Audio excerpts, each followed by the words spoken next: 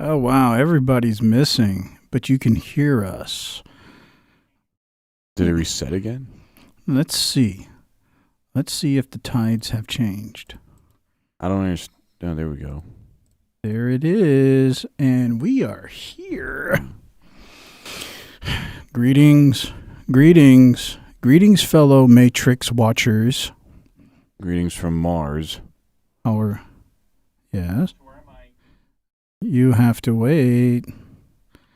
Greetings for those who have watched our previous episodes. Wait and see. You are here now. It will be. You are watching the Matrix Network. A world of great imagination. It is live.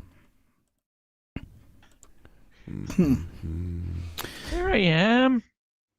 The Candyman can. Do you want to continue eating Yes.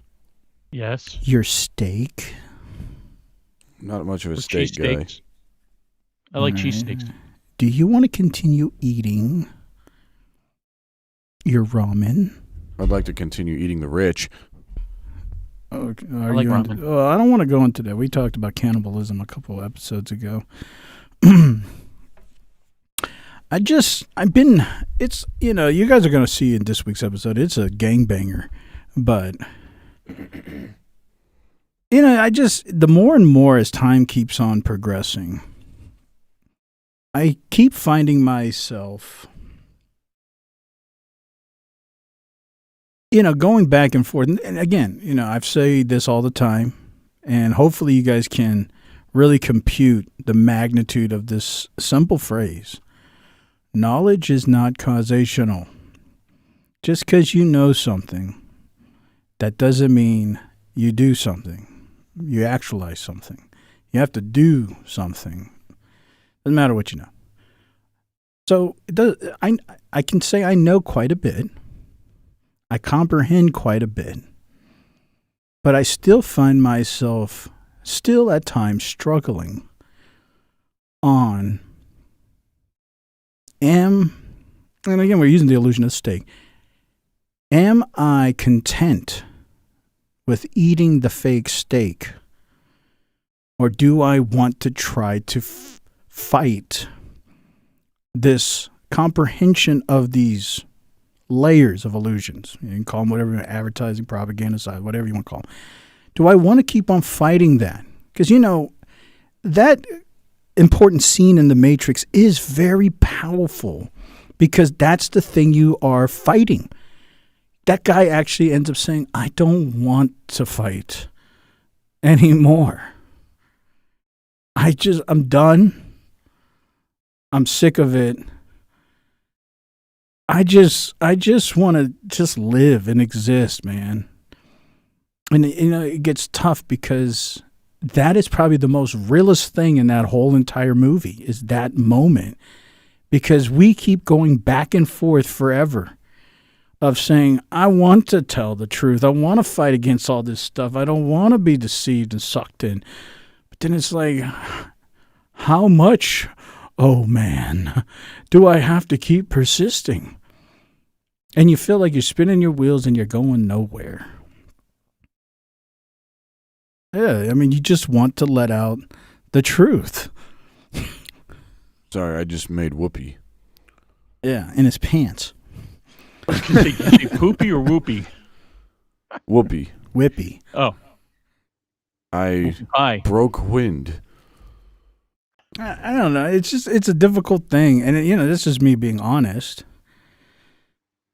And there's no way around it. You're saying you're trying to figure out if you want to be in the Matrix or go back, be in the Matrix or be in the real world.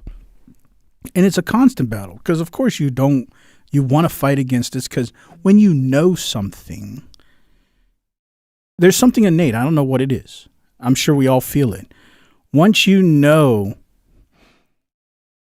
go buy your cheeseburger at Burger King and it doesn't look like the thing that you wanted, that's when you're like, I'm never going back. There's something innate about saying, I don't want to be fooled again. Is that what this is all about? You weren't. Yes.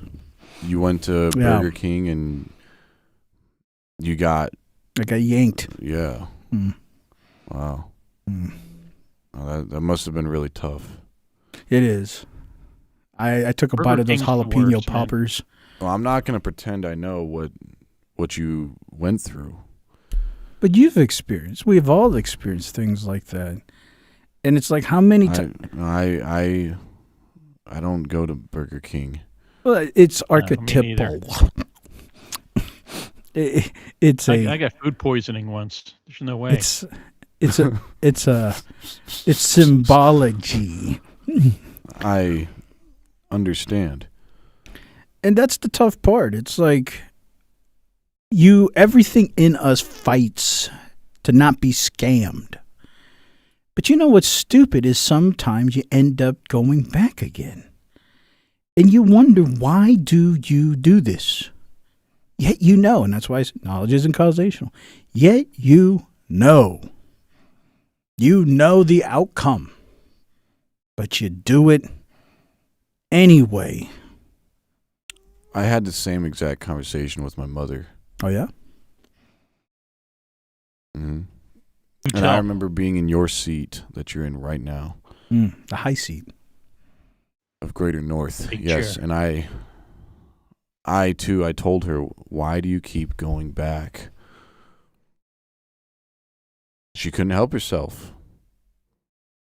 What causes that? Is it just settling?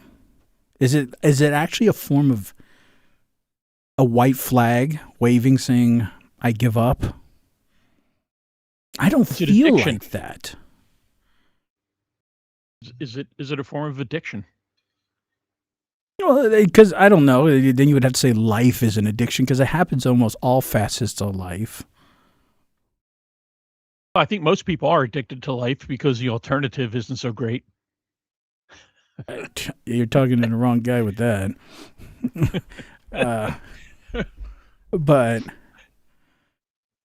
it's just hard because, you know, like I'm talking to this audience here, like all of you guys, the 10 people that are here right now. But, you know, and, you know, I'm talking not because, and for those who have been here for a long time and know, I generally enjoy conversation, and I'm talking to all of you in a legitimate stance. Of course, we're satirical, and we mock everything on this planet, and we're critical. Not to I. And we're critical thinking, critical thinkers, and all that stuff. We question narratives. May it never be. But we... Colleague might be more of a critical stinker, but, you know, I don't want to judge. It's not as bad this week as it was last week. Last week, it's... Anyways... But, you know, what's tough is because I'm not trying to put on a show, as in, like, I don't want to talk to these people. I'm doing this. We don't really get paid anything. I mean, there's nothing really incentive-wise, as in, like, monetary gain or prominency or famous. But at the same time, it's like... You're a public servant. Well, it's not... I'm not even...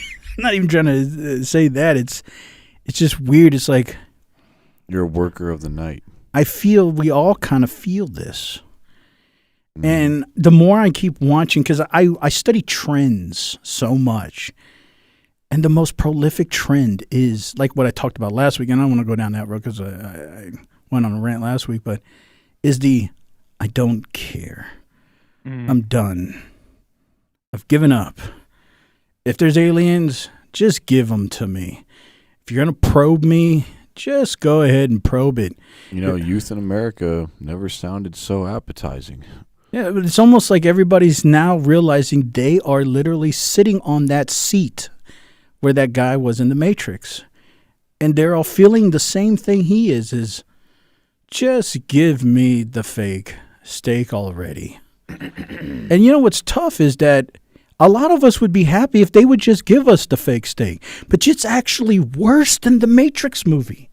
Because at least in the Matrix movie, when you hear that harp go, the guy actually got to eat the fake steak.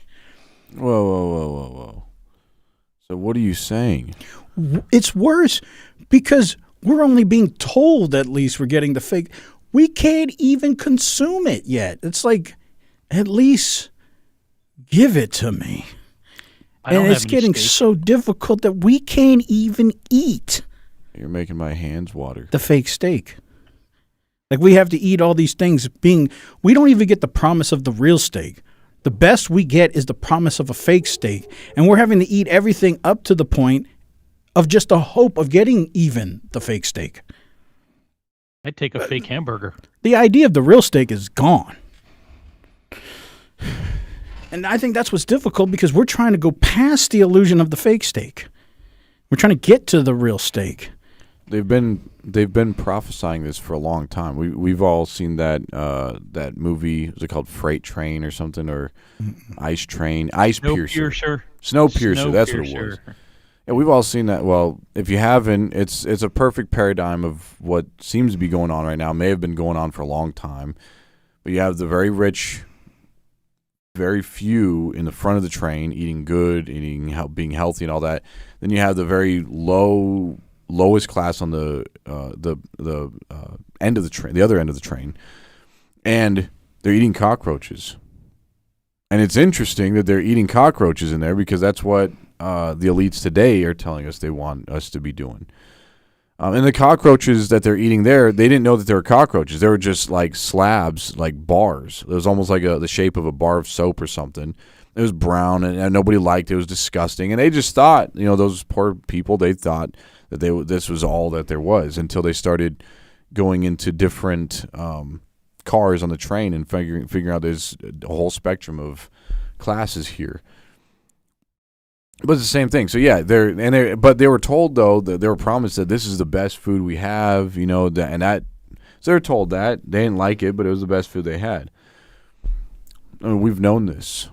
Now, this is just part of the matrix within the matrix within the matrix.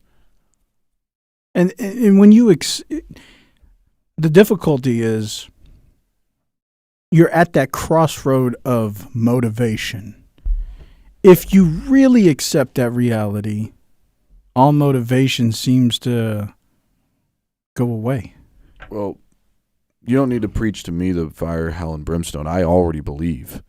So then how do we re-energize ourselves to say it's still worth it? It's still worth pursuing an escape out of this Platonic cave. Have you ever owned a dog? I do. I have That should be cats. enough.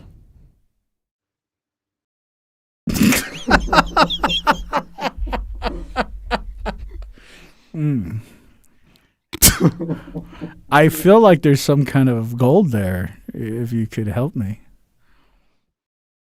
So tonight, when you go home to be with your dog, you look at its eyes. Yes. And you tell me that that's not something worth fighting for. Well, personally, yeah, I enjoy the companion of my pets. But that doesn't motivate my pets, they live in an illusion also, curated by me. Like, they have boundaries of offense, and they have boundaries of mealtime, and they have boundaries of my companionship. But they're also in an illusion, too. They don't know the full encompass of this reality, nor could they comprehend that. And so they feel safe in their fake steak world. Yeah, they don't know who they're getting in bed with. Right. I remember I moved up north one time into the northern region of America, and Greater. Yeah, and a little bit lesser. It was the not so great but good part of America. It was the North Pole, dirty North, yeah. And so one time the heater went out and it was cold. I could actually see my breath in the house. So I was just getting into bed with any dog that I could find. And there was a few. There was a few of them. And they kept me warm at night. And you cling to that. Yes. Did you try to find a tauntaun? You would have been okay. A tauntaun. Did you never see Star Wars? I have. The second one? The Empire Strikes Back? Luke is out in the the Frozen, and the Tauntaun, the things they ride. They cut it open and stuff him in so he wouldn't freeze to death. Oh, that's genius. Yeah, I thought so. It's, it probably didn't smell good, but, he lived to go on and fight Darth Vader, who, turns out to be his dad, but, See, and that's what it's all about. I just gave away the whole plot to Star Wars. The whole thing. Like, you don't even have to see any of the movies now. Well, imagine if Luke Skywalker gave up on life. Imagine. And it's almost unthinkable. It's almost unthinkable to imagine a world like that. What could be worse? I mean, really, what could be worse than finding out that your dad is Darth Vader? I mean, and that he went on. He went on. Yep. Yeah. No, I mean, think about the Truman Show or something like that. I would think that's worse. At least you realize there's a reality you're gripping on in that illusion of Star Wars. You've just been deceived, but at least there's some grip of reality now. Now, okay, now I need to figure out who this is. But there's something at least tangible, right? If you're living in like the Truman Show and you realize that every ounce of this has been curated, now what do you do?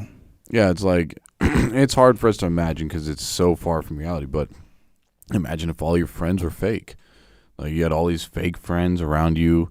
Your wife didn't really love you. What a horrible paradigm to think about, even. Right, and all of it. Yeah, and if that was the case, I would definitely give up. Would you? I wouldn't play American roulette. See, that's what I'd be playing roulette from different countries. That's what I've been thinking about. Because giving up is the trend, right? I don't care. So then I started thinking like everything is on a spectrum. So if I would ask you, colleague and elder, what does giving up look like to you? Would it just be ending yourself?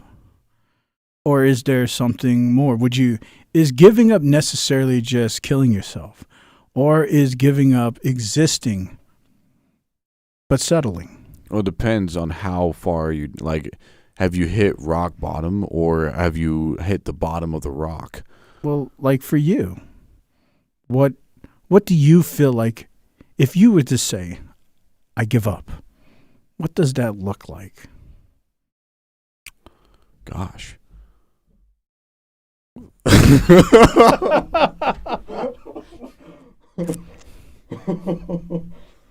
And there's a reason. There's a reason I'm saying all this. It's just something I'd never think about. It's. I'm gonna need a minute to think about. Like, okay. Man, what would it look like if I didn't care? Now, what about you, Elder?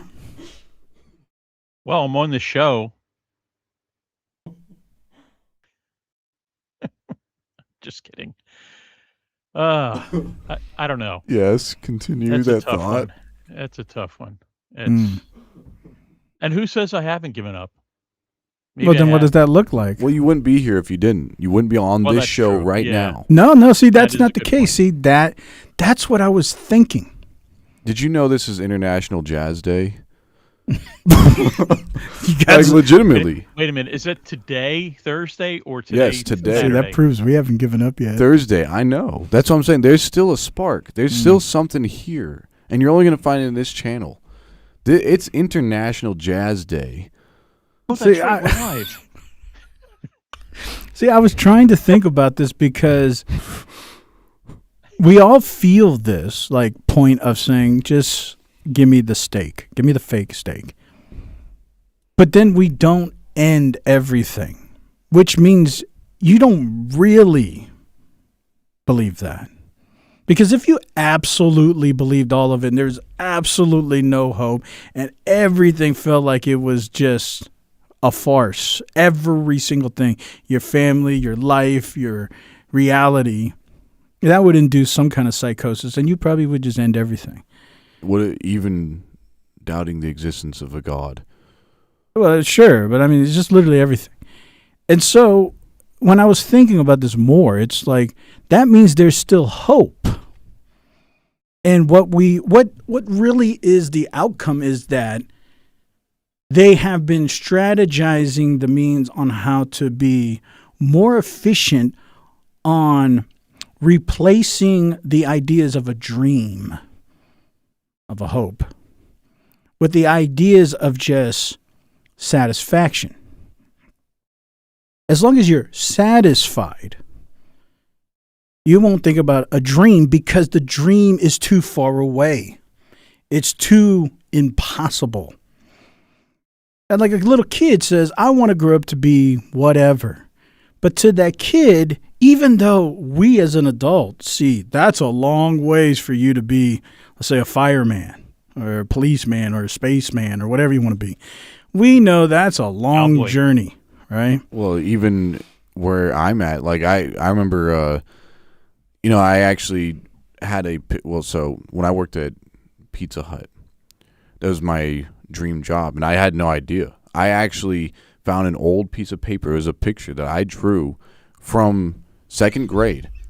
The question on the paper, it said, what do you want to be when you grow up? Draw a picture of what you want to be when you grow up. Do you know what I drew on that piece of paper? Stuffed crust. I want to be a snowman. No, I didn't want to be taller. I didn't want to be a baller. I wanted to be a Gucci pizza man. Delivery boy. I actually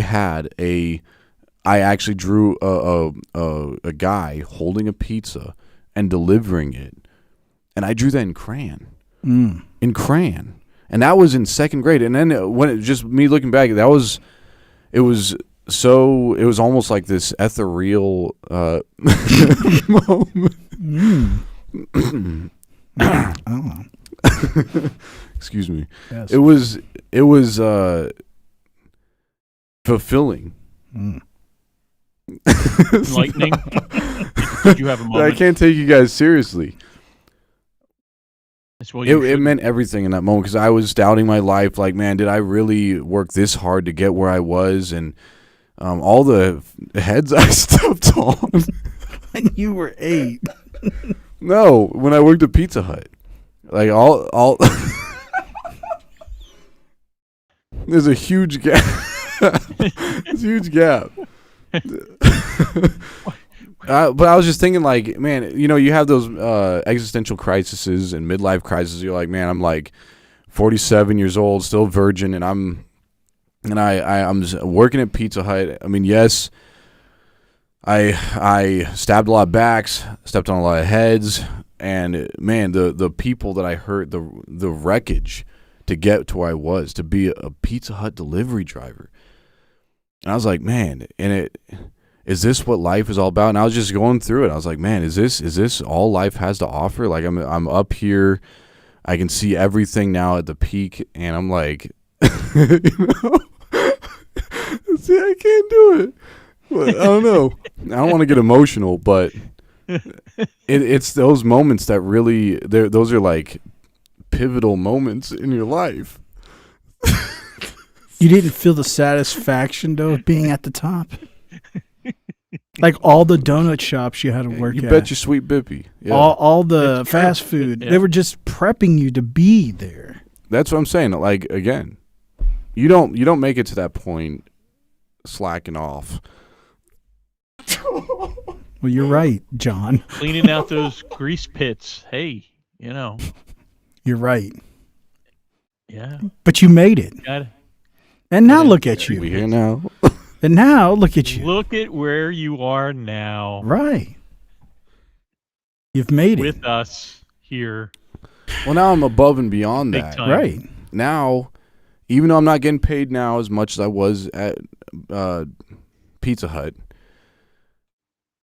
it may have been a pay decrease, but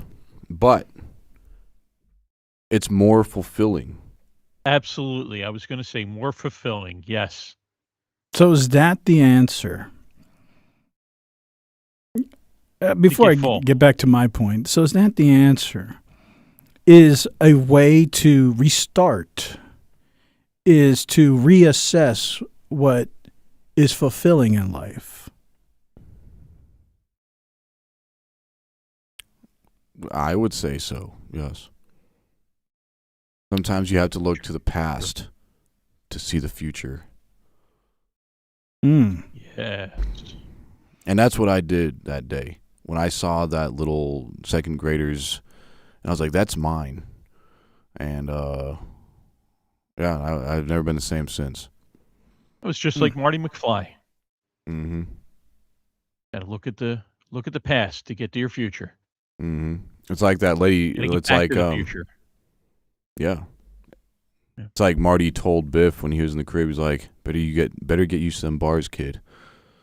Because they're Yeah. hot. Mm-hmm. Hot bars. That guy Especially handled Pizza Hut. bars like I a used to love the BMX hot bike. bar. Hmm? I love the hot bar at Pizza Hut. That was great. Yeah. That's good. They deliver bars. Yeah. Like I said, Pizza Hut. Yeah. I mean, if you know, you know. Yeah, I ain't talking know. about no Pizzagate thing. I'm talking about Pizza Hut. I'm glad You're you talking clarified about the that. Hut. Pizza the Hut. It's just something that I've noticed, like I was saying earlier, it's a trend. So now you have to figure out what do you do with that? Because I only think it's going to get worse. And that's why I'm talking about it. Is because if you don't acknowledge it and you act like you're above the influence, above the rim, or whatever you want to call it, you're already gone. Like, you have to acknowledge that that's the condition that is becoming normal, and you have to figure out what are you going to do when things get even more difficult to assess your reality. You gotta buckle down even more. Because, it's one thing to say about this AI and, deep fakes and information and data and articles and history. That's external in the sake of I have to believe a abstractive authority, like somebody I don't know. But what about the more vulnerable people and they get influenced? See, that's what I was thinking. This is going to become difficult because the ones that you love, the ones that you care about, what happened when they become convinced?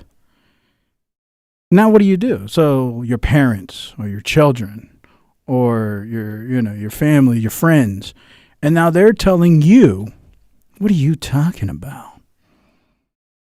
Because now they are so embedded into all of this deception that is constantly going on, but you're still sitting at that table like that man trying to eat that steak or decide to. I know this is fake. But now everyone around me, they all think it's real. And how do you reset yourself to say, I'm just going to capitulate too and just eat this steak as well? Because that's what you're going to eventually want to do. That's the agenda, is to get you just to capitulate, to give in. And if you don't, you have to find some reason to restart as more of your peers, your peoples, your friends, your communities get sucked into saying, what are you talking about? There's some amazing medications out there that could help with that.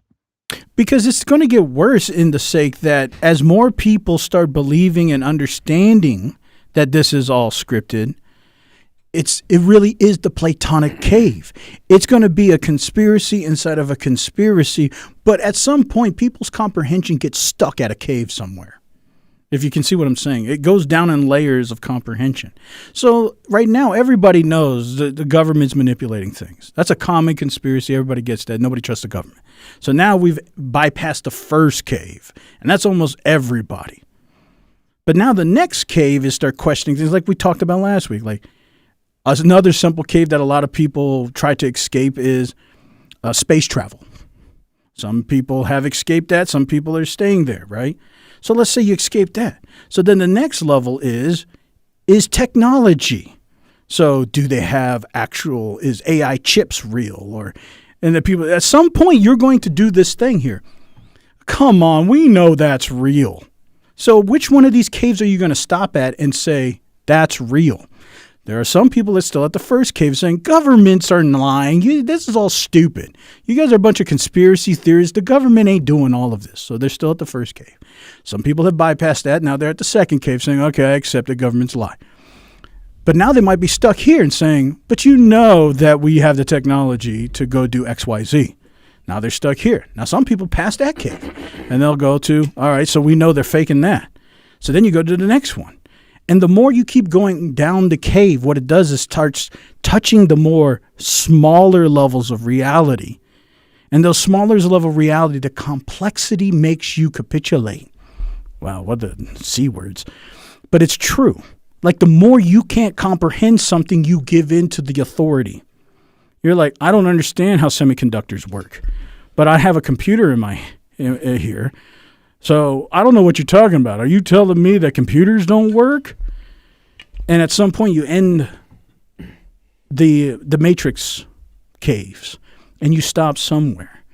And then when your peers have a majority of ending their journey of escaping these matrix caves or platonic caves, I can tell you, again, from someone being at the top, so I know what I'm talking about. Mm-hmm. I was there, up there with the few other drivers, Pizza Hut delivery drivers. And so I saw it firsthand. I know what the government's doing. Yeah. It's real. Okay. Everything you're saying, it's true. At which point, though, do you say it's no longer a lie, though? This is true.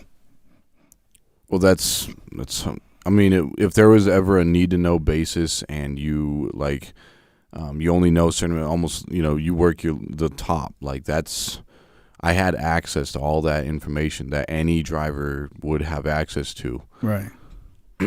So I know that was real. I mean, you've heard me talk about this philosophical construct called solipsism. Mm-hmm. Right. That's what we don't want to end up being in. Right. But that's where it all leads to, where everything else is fake. My reality is the only thing real, but I can't believe in my reality because I'm curating it. And so it's only real because I'm conscious.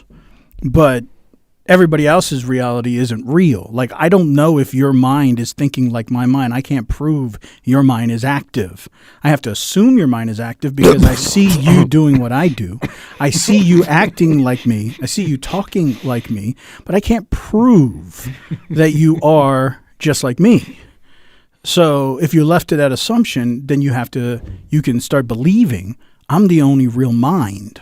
And all these other minds are NPCs. Now, that's asinine. You don't want to think like that. But that's what starts happening. And this is what you see already on smaller scales, which they call AI psychosis. You already see this. And AI has a good ability to make you believe in your own deception to the point to where you start thinking that narcissistic tendency, I know and nobody else does. And the moment you get there, you are entering the beginning stages of this solipsism. And so that's why I was thinking it's strange, because that's what's happening, I think, when people are saying they give up. There's levels to this. So some people say, I tried to play the Monopoly game. It's not working. Rent's too high. I've tried to work. Tried to go to college and use my degree, but now I'm still working at McDonald's, or I'm living at my mom's house. I've tried to become a Pizza Hut driver, delivery man, but now robots, they're trying to tell me that they're going to replace me. So there's levels to this idea of how far you go.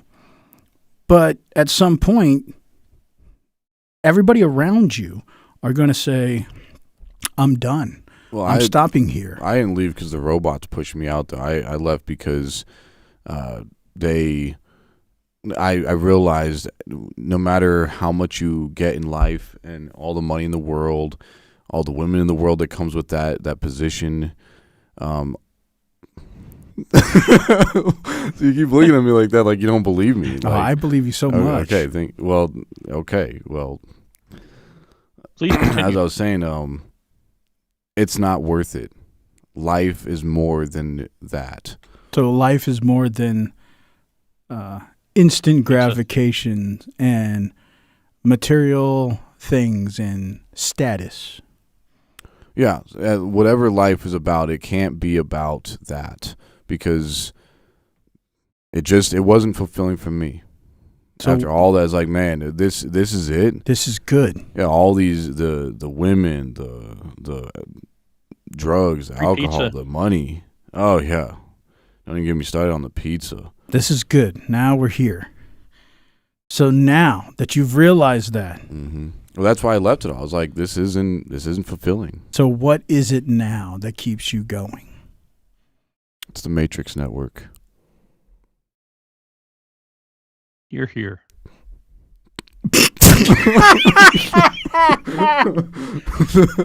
All right. So what about the Matrix Network keeps you going?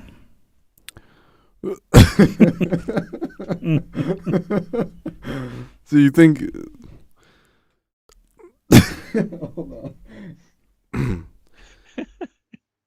It's the community. The community of believers that we're all in the same mind. The struggle. Yeah. Like we're all in this pizza mindset together. We're all about going to an island. We're all here. We're all about that. Depends on the island. I was going to add another layer to that, but before I do, I know Elder has something here. I can feel it.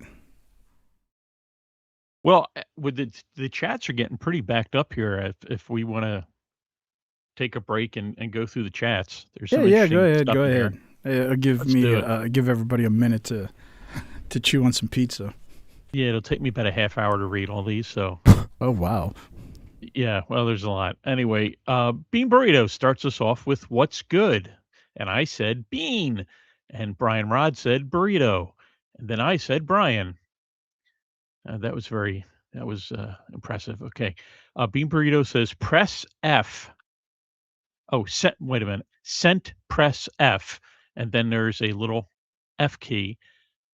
And then Bean Burrito says press F to pay respect to the Matrix. I don't get that. I'm old and I don't understand technology. So, Squirrely 21 says yes. He's sort of like Yes. Yes. Let's see. That was streamed by David Zerm says, "Let's kick the tires and light the fires, Big Daddy." Independence Day movie. I like it. I like it. And then, Maverick Reviews Everything 2694 says, "Let's go." Welcome. I said, we are going. Yeah, we're definitely going. I don't know open this where, door. but we're going. And then, of course, I shouted greetings. Oh, yes, I am shouting because I did that all in caps. Frederick 9250 says the Elder Scrolls. David Zerm says, and we're back. And Frederick says, and we're back. Yeah, why are all those K's in there? I don't know. Frederick. Maybe he's from the South. Yeah. Which adding a couple extra letters. I don't know. I don't know. It's a mystery. Besides, that was a plug to watch the Saturday's episode, and you'll get that. Anyway, it's a good episode. Watch it. And we're back. Even if you don't want to, watch it anyway. David Zerm says milk steak. Milk steak. That could be interesting and disgusting at the same time. Frederick says my steak, STAKE, or steak, STEAK. Play on words there. Huh? Squirrely21 says, Elder, I hope you get to be a pop because you would be a great one. Well, thank you very much, Squirrely. As I mentioned later in the comments, I do have 2 cats. They keep me busy. Squirrely also says, as long as it's steak from Texas Roadhouse. Yes. we learned Texas Roadhouse is the best in fake steaks. Frederick says, "Get well, elder. Pat on shoulder. Very kind. Thank you. I am feeling much better this week." Of course, I did thank Squirrely there, and I thanked Frederick. All right, moving on to Maverick. We are all eating steak. We are all eating steak. Banking system, credit scores, 50-year mortgages. Yeah, yeah. Frederick says the colleague fights back. Oh, sort of like a Star Wars reference there. The colleague fights back. Squirrely says, "You're welcome, Elder. The Elder Scrolls must live on. Thank you." And Frederick says F, but I have a feeling he just pressed F because, he was giving us a shout out. Frederick also says, "Hey, Elite, let us win. Let us win at least one." I agree. Just a small win. Well, I did. Frederick says, I feel like he was talking because I revealed that I was working as a delivery driver, and though being an elite, I'm not anymore. Like I said, just so you were, guys though. have a You had a record. taste. Yeah, I did. I got to taste the you had pizza, but I got rid of it all. Took a huge pay cut. Yeah. Holly, you got to taste the golden pizza. Mm-hmm. And you had the golden Coke. Mm-hmm. And probably when you went home, you got to take the golden shower. I did. So it was a special time of life. It's true. I was showering in gold, as it were. Yeah. Yeah. Yeah, I was filthy rich. Yeah, filthy rich. Frederick says Luke is out on the woods, frozen. Squirrely says, "Elder, you are the biggest nerd. LOL." It's true. I'm the alpha nerd. Tom asked how I was, and I accidentally typed, "I am bitter, Tom." And then I corrected it. I said, I am better. I don't know which one is truer. I don't know. You got to be so salty. Yeah. Frederick says, "Man who has an iron is called Iron Man." It's true. I don't see Iron Man yet in here. Good old Bill. Frederick says, "Well, rock is bottom. When we reach bottom, we hit the rock." That's right. Frederick says, "Colleague finding it hard to keep a straight face." That is sometimes a challenge for colleague. Yeah, that was your guys' fault. Like, I could tell, I could feel it's like it was creeping in. You guys, every time I looked at host's face or your face, Elder, I was like, man, it's hard. Sometimes it's hard to get emotional. Yeah, yeah. Well, it's hard to take things seriously sometimes, Yeah. especially the serious things. Right. Yeah. Frederick says, "Oh yeah," at Tommy Boy. That's. I said better living through chemistry, which thank goodness for chemistry.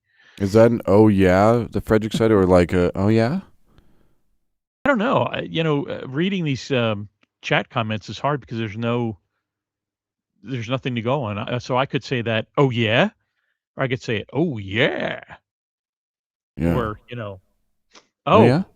Yeah. Many different ways to say it. Oh yeah. Like saying yes, yes, yes, yes. Anyway. Yeah, I actually have a funny story about that, but I don't want to spoil it. I don't want to spoil your reading here. Okay, I'm almost done. I think we're getting close to the bottom. What's he? Frederick says, "I thought I was an astro effing naut." Okay, well, that's a serious astronaut. Squirrely says, "Love Pizza Hut back then with the coupon for books." I don't know. Do you remember that, colleague? Coupon for books? How could I forget? Yeah. The Scholastic. Frederick says, "Man up, Bookathon. man up." I don't know if that's like man overboard. Man overboard. I'm not quite sure how to read that. Man up, man up. Frederick says, "Guys, my PFP is fake. I'm white." Okay. Well, Thanks for being honest. thanks for being honest. That is, maybe you might want to consider changing your your profile picture. I mean, And you could did the put like right thing in coming to us with this. yeah. Maybe we can We help. we can be Yeah. trusted with this information. That is true. We're very trustworthy. I would never tell any secrets. Yeah. Like, Rest assured. Darth Vader is actually Luke's father. Mm. So Maverick says, "Find happiness in the small things in your life, and we good." I agree. I agree. Mhm. Then I said Pizza Planet. Loads. And I said, "Oh, are people deleting their comments?" There's only one think individual so. that does that. No, I don't think so. I think somebody else might be because. Oh no, I'm sorry. I missed one. I slipped down. I'm sorry. I scrolled too far. Now I screwed myself up. That's what Ugh. happens. Yeah. Bean Burrito says pizza butt with a B. It's, nowadays it's not so great, but Frederick says more like Marty the Supreme. All right. Bean Burrito sent a picture of or emoji of a pizza with pepperoni. Looks good. Get these people started. And then Maverick said, oh, this was it. Maverick said Pizza Palace is best. And then I typed down Pizza Planet. Riffmonger. Do you guys recognize that name, Riffmonger? Mm-hmm. Mm-hmm. Okay, that seemed like a new name for me. But Riffmonger says, "How you how how do you exit the system? Loads of money, or does it start with your frame of mind? I'm talking real life, actionable steps." And after I said Pizza Planet, I said loads of money helps, but it starts with a frame of mind. And then Riffmonger said, I mean, how do we walk off the Monopoly board while the game is still being played? That definitely sounds like a topic for discussion. I got a couple more. Rich Burbage, fake steaks. Then you need Nabrasa. I don't know. Do you guys have Brazilian steakhouses out there We don't in have anything like that here in Serendipity. Sarasota. or what you call it, Nova Scotia? Yeah, Serbia. Brazilian steakhouses are great. Serbia. And then Rich Burbage says, "Golden shower. I don't think that means what you think it means." We're actually slowly migrating over to our new location. What does a golden really? Are shower ya? mean? Rich Bargage? What? Rich Burbage? Rich Burbage? Now that's a name I haven't seen like before. The Burbage machine. You know Burbage? Mm-hmm. Yeah, Like like you can be a Burbage The man. guy who used to hang out with Shakespeare? Is that who hung out with Shakespeare? Yeah, the Burbage guy. Oh. Oh, Babbage was the computer guy. Burbage was the guy that was with Shakespeare. Anyway. Well, you learn something new every year. Yes, it's true. I'm very close to the bottom. That's what we're all saying. We're very close to the bottom. Bean Burrito says, "I'm still waiting for colleague to do the sea lion." You might still have to wait a while. Yeah. And Bean Burrito finally says, "I am the sixth. Like, who will be the seventh?" Yes, like the video, please. Yes. And that, my friends, is the end of chat. So back to you. Rich Burbage, if you could kindly define what a golden shower is, we'd all love to hear it. I think I speak for all of the US of A. Yes, well, while he's responding to that, 14 people watching. There was also another interesting comment. Yeah, I was going to address the Monopoly one. Yeah, the Monopoly one is a good one. And then there was another one. Riffmonger, yeah. You know what's interesting with Monopoly is the reason why you want to play in the beginning is because the opportunity seems equitable, right? You have hope. Right. Everybody's equal.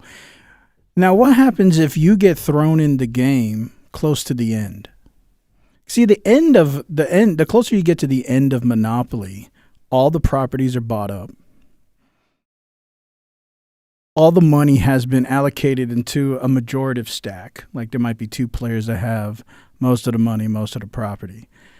The rest of the players are kind of scrounging along, but you've already realized, unless there's some kind of weird lottery or some kind of miracle, It's not happening. And now you're just trying to find a way that you can hopefully roll this dice and land on some community chest and get some kind of extra bonus money so you can maybe get back. But that's what a lot of people feel like right now. People feel like they're at the end of the Monopoly game right now. And it's really hard for people to continue pressing on and playing because they feel like a lot of those, the properties, the means, the things that it takes to play the game have already been distributed to a point to where it's not really accessible to me. So now you're just existing in the game. You're still playing, but now you're just simply rolling the dice. And you're just, whatever you land on, you land. Oh, I got to pay rent this month. I guess I'm going to have to pay. Well, yeah, because you're born on Boardwalk or you're born on one of the squares. Yeah, or you're born. So you have to keep on paying for it. Or you're born on that Mediterranean place or whatever, the lower tier, Baltic Avenue. But yeah, wherever you're at, you still have to pay rent. Yeah. There's really no way to leave unless you just unalive yourself. So Just stay off the railroad tracks. yeah, I mean, you might be lucky though. You own all the railroad tracks. But that's the thing. How do you transition your idea from this mentality of just, I'm existing now, throwing the dice, playing the game, to something that can transition into something more hopeful? Because if there isn't a hope, you're only going to exist in redundancy so long. You know, Dostoevsky made the idea that, you know, if you eat cakes so much, at some point you're going to get bored or tired of eating cakes. And at some point you're going to create chaos, disruption, because even if you had everything you wanted, like you just want to eat cakes all day, it's going to get boring. At some point, even the mundaneness of life, let's say you're just an optimistic person. It's like, you know what? It's a beautiful day. The sun's outside. I'm breathing, right? So this is like every day. So the best you got is, I'm breathing. The sun's outside. And then tomorrow, I'm breathing. The sun's outside. But then you see everything around you.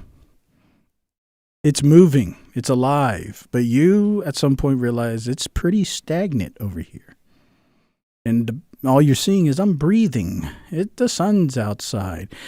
And then eventually all it takes is one day and you're like, well, I'm not breathing so good today. Or the sun's not very bright today. And that's all you have. So there has to be some way to transition the mentality from simply existing in the latter stages of the Monopoly game, because there really is no hope there except for violence. There's no hope at the end part of that except violence. When you flip the table. Right, what I'm saying is at some point it's violence, or you quit the game, right? So you have to find some way, you know, it's reframing, but you have to find some way to find hope here. And that's the thing that is going to project, I think, if there is to be another revolution, it won't be able to be done through violence, because they're already going to prevent that through robots and anything else they want to. Let's say even through acclimation of passiveness through social media and acclimation of AI dependency. People are going to naturally become more passive. And those who don't, they're going to be aggressive, but, you know, you're going to have to deal with technology. So there's going to have to be something that happens for you to find hope here. And that's the question at hand. How do you find hope when you feel like you're at the end stages of the Monopoly game? I have a suggestion. Yeah. Well, I think sometimes This joker's. Sorry, He's blowing out truth. I don't know why I'm so gassy today, but It's truth claims. oh no, thank goodness we don't have smell-o-vision. yeah. Please continue. Thank you. Um, I think sometimes it's easy to get caught up with everything that's going on because we're bombarded by information, by data. I mean, again, the phones we carry with us, it's almost impossible to get information and updates. And if it's not somebody texting you, telling you what's going, even if you don't want to click on the news and watch it, you probably have a friend or a family member texting you, telling you if something's going on. Um, but one of the things that I find personally for me is when things just seem to be getting too big, I sort of try to bring it in a little bit. I bring the sphere closer. Sometimes I need to, bring it down to just my community, which is, where I'm living, just the people around me. And sometimes I need to bring it all the way down to just my family. But I think sometimes we need to walk away from the big view because we're going to just constantly be bombarded by all this terrible news that's out there. And again, we're being manipulated, so it's not even like, we don't even get a piece of good news now and again. We're just getting bombarded with all these terrible things that are happening. And I think sometimes we just need to, you know, circle the wagons and regroup. And honestly, sometimes just being in your neighborhood is good. If you can walk to the nearest, if you have like a store or something, or some place where people meet, just see your neighbors. You know what I mean? Go out in the backyard if you have one, or out on the front step, and see your neighbors and just chat about the weather. Sometimes it's the small things, like Maverick was saying. Sometimes it's the small things in life that really kind of mean the most, and sometimes we need to rediscover that. So that works for me, and hopefully it'll help some of you folks try to do that. And what do you think, Cullen? I think you can put your hope in, which I think is what a lot of people do. They put their hope in the next life. So this life is trash. I got dealt a bad hand. But in the next life, there maybe is a better life waiting for me. Well, amen to that. Well, how do you deal with your existence here? Do you call it just like a purgatory like a suffrage? Like you said earlier, you just have to live by the rules of the game until your time is up. Now, you could end that time at any moment you want, but that's up to you, I guess. The thing that, when I'm thinking, existentially, like how I experience this reality, it's function based upon what you accept as the rules. The rules are not real. The rules are a part of your contractual or verbal or affirmational agreements. It's like a handshake. It's not real. But you have believed it enough, so you participate in these rules. When you reframe, you can't escape your reality, but you can reframe the interpretation and the way that the game is trying to project the rules. A good example would be like we have Constitution, right? That's a pretty static document, right? It is what it is. It says what it says, right? But then something happens and we get something called a possible constitutional violation, right? But is it that simple? No. So you go down first. It gets a lawsuit. Then it goes to the local federal courts. Then it goes to the Ninth Circuit Court. Then it gets to the Supreme Court. And what do they have to do? If it was simple as just playing the rules, they wouldn't need none of that. So what are they doing? They have to interpret the rules. And guess what happens? From 1890, 1903, 1990, 2026. What happens? The Supreme Court comes up with different interpretations of the rules. And I started thinking, it's like, why are the elites the only ones that are allowed to project that reality? I can interpret the rules. And if I do, I can reframe. I can't exit the game, but I can reframe what is my participation, my playing, and how I align myself in this game simply by reinterpreting the rules. And it happens all the time, but the elites don't want you to think like that, because the moment you do that, you're not following the rules. But they interpret these rules and make it subjective for themselves. Well, I think, like you said, the contract, the handshake, and all this stuff, it's, whether it's goes without being said or not, I mean, one of those unspoken rules or not, this is all foreshadowed, that the whole handshake or contract system seems to be fake. I don't know if you guys remember that scene where they had to hire a stunt double for a handshake. Let's see if I can pull it up.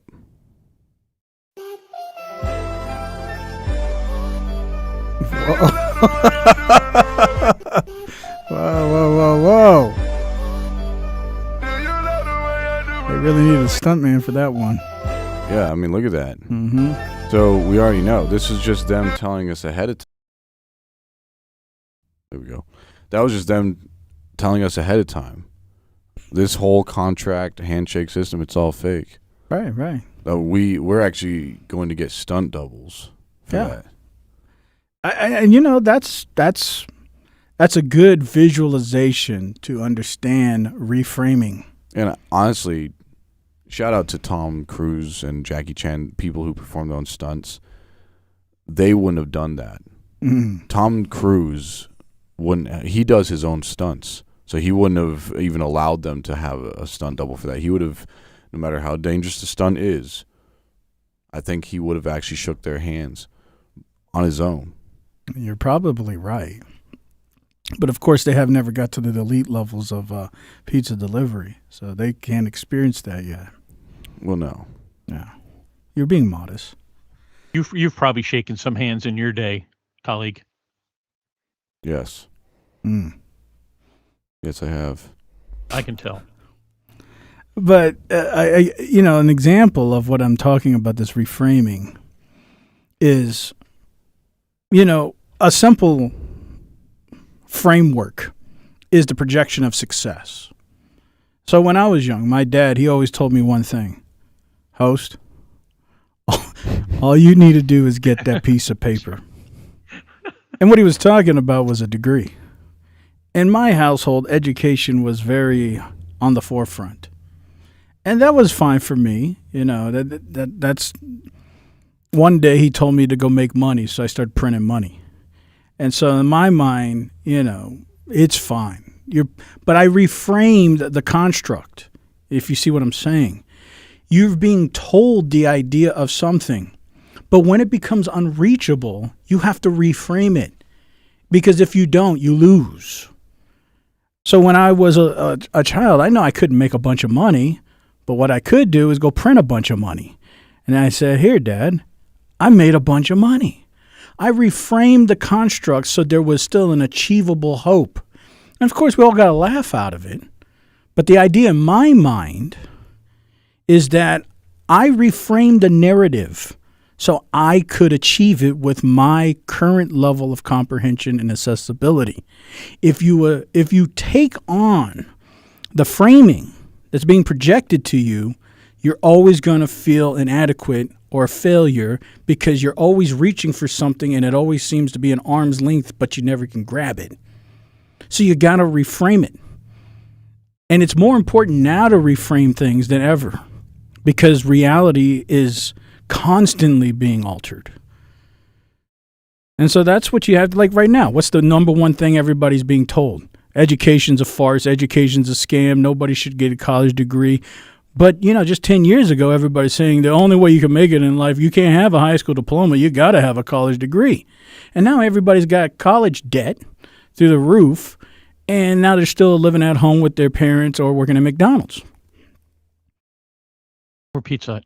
Right, or yeah, but colleague, he's always dreamed of this. So he bypassed all the scams. He didn't have to get educated. He just knew what he wanted. He reframed something that was achievable. It doesn't come easy. And you do. It does come with a lot of education, discipline, hard work. Like, I worked my fingers to the bone to get to that position. I didn't sleep my way to the top either. I know some people in the business, they do. That wasn't me. And I made a vow it never would be.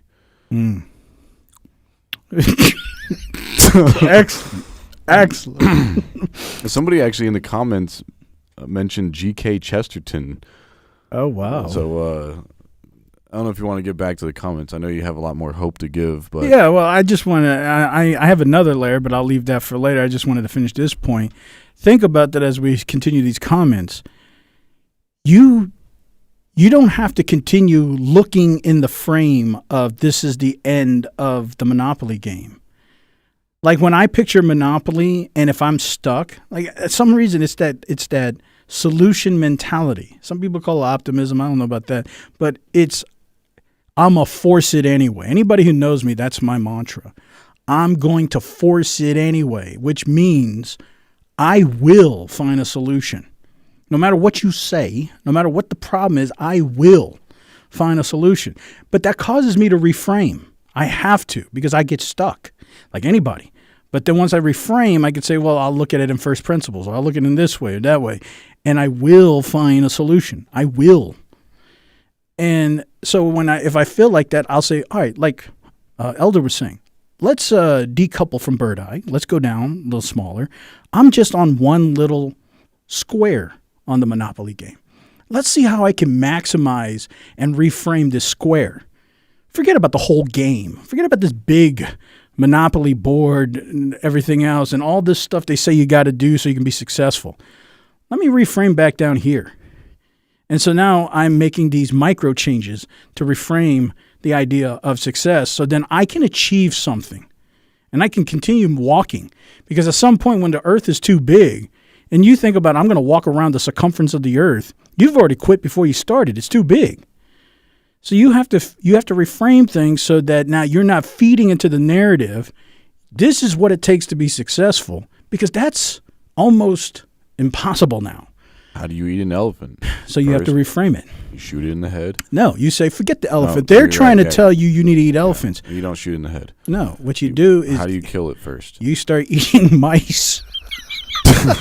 You got to reframe the thing because elephants is a pipe dream. So nobody's eating elephant. Fake elephant. Well, I'm saying that's what the elites want you to think. And that's why you feel stuck. It's like, no, you're buying into the narrative of the impossible so you can depend on them. Because you'd be like, oh, daddy government, I don't know what to do. Please save me. That sounds more hopeless than anything. Now all this hope is starting to kind of fade that you've been building us all for the past couple of weeks. So you're saying the elephant, like, why even bother trying to eat the elephant? Because you could never do it anyway. No, what I'm trying to say is the elephant doesn't even exist. They're trying to project to you but we know elephants exist. Go to Africa. Yeah, this is archetypal. Can you afford to go to Africa? I can't afford to go to Africa. I can help you out, Elder. I got you. It's more important now than ever to practice the reframe work. As a matter of fact, free Africa trips on the house. Because if not, everything's going to seem like it's unreachable. And so you have to reframe the realities of how you move in this world. You have to start creating a new map. You're talking about eating mice. That's basically, you may as well tell us to eat cockroaches. Yeah, but I'm not talking about the literal thing. These are archetypal. These are symbolic. It's symbolic of something small. Yeah. It's like symbolic of something big. The elephant is like living on a yacht somewhere, being a multi-billionaire, where it's like, why am I even thinking that? Because you got to be real, right? I'm at this end stage of Monopoly. I'm being real. All the property's taken. All the money's allocated. It's like I'm trying to be real here. If I'm still thinking about trying to go be this Bezos or Musk, it's an imminent give up. So I have to reframe it to say, Why am I even thinking that? Let me go back here and do something here. And now I can reframe my mind to what is success and continue moving. And now there can be a legitimate expansion here because I have decided not to accept the matrix or this Platonic Fugazi cave that you're supposed to be like Elon Musk. And I'm not talking about knowledge, intellect. I'm talking about this pipe dream that they're saying this is success. Yeah, you're just talking about being content with your life now. And then learning how to reframe that. But somebody can interpret that as you just giving up. But you don't listen to that. See, now you have to reframe your people. Because like I said earlier, there's going to be levels of caves. Some people are stuck at this one. See, now you're speaking my language. Okay. Pizza. This is actually the language I speak. I'm fluent in this language. I from birth. So That Fugazi? The Fuguzu. God bless you. I'm content with where I'm at. But you might look at my life and say, you've just given up, colleague. And I'm like, well, I haven't. I'm just content. I'm not looking at the elephant or the cockroaches. I'm keeping my eyes on the real prize, and that's the cake I have at home. And see, we have to do that more now than ever because we don't live in a material, realistic world as much as we once did. 100 years ago, people were literally still trying to farm and live. So your existence of success was very connected to your hands, your reality. As technology has evolved, your distance between your participation and your existence has been farther away. Now you're disconnected from what is necessary. It's now convenience. And convenience has made you start to feel as though things are hopeless. Because if you were still living in a world where if I plant a seed and I water it and I will get food, your idea of success or existence or growth is very correlated to your ability and your contribution. But as that has gone away, you start feeling dependent. And there's like, I can't get there. What if the trucks get shut down? What if my refrigerator breaks? The idea of your distance away from your absolute existence is what causes you to have to reframe. Well, you're asking everybody to put their phones away. No. Because that's all that this is programming. not what I'm doing. All this programming that you're trying to combat right now, the past couple of weeks, it's just going to get reprogrammed as soon as. Well, I can't. They turn the show you can't off. change people in what you really want. Now, of course, like I said, there's layers to the cave, and wherever you stay, that's where you're going to grow. And there's nothing anybody can do about that. But the best thing I can tell people is if you feel stuck, reframe.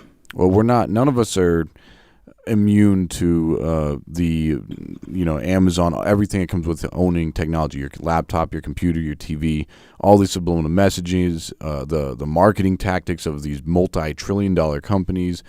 They spend a lot of money on manipulating us, and they are very successful, and it's statistically proven because you could see the stats and where the money's going, where all of our money's going. They're just constantly doing this.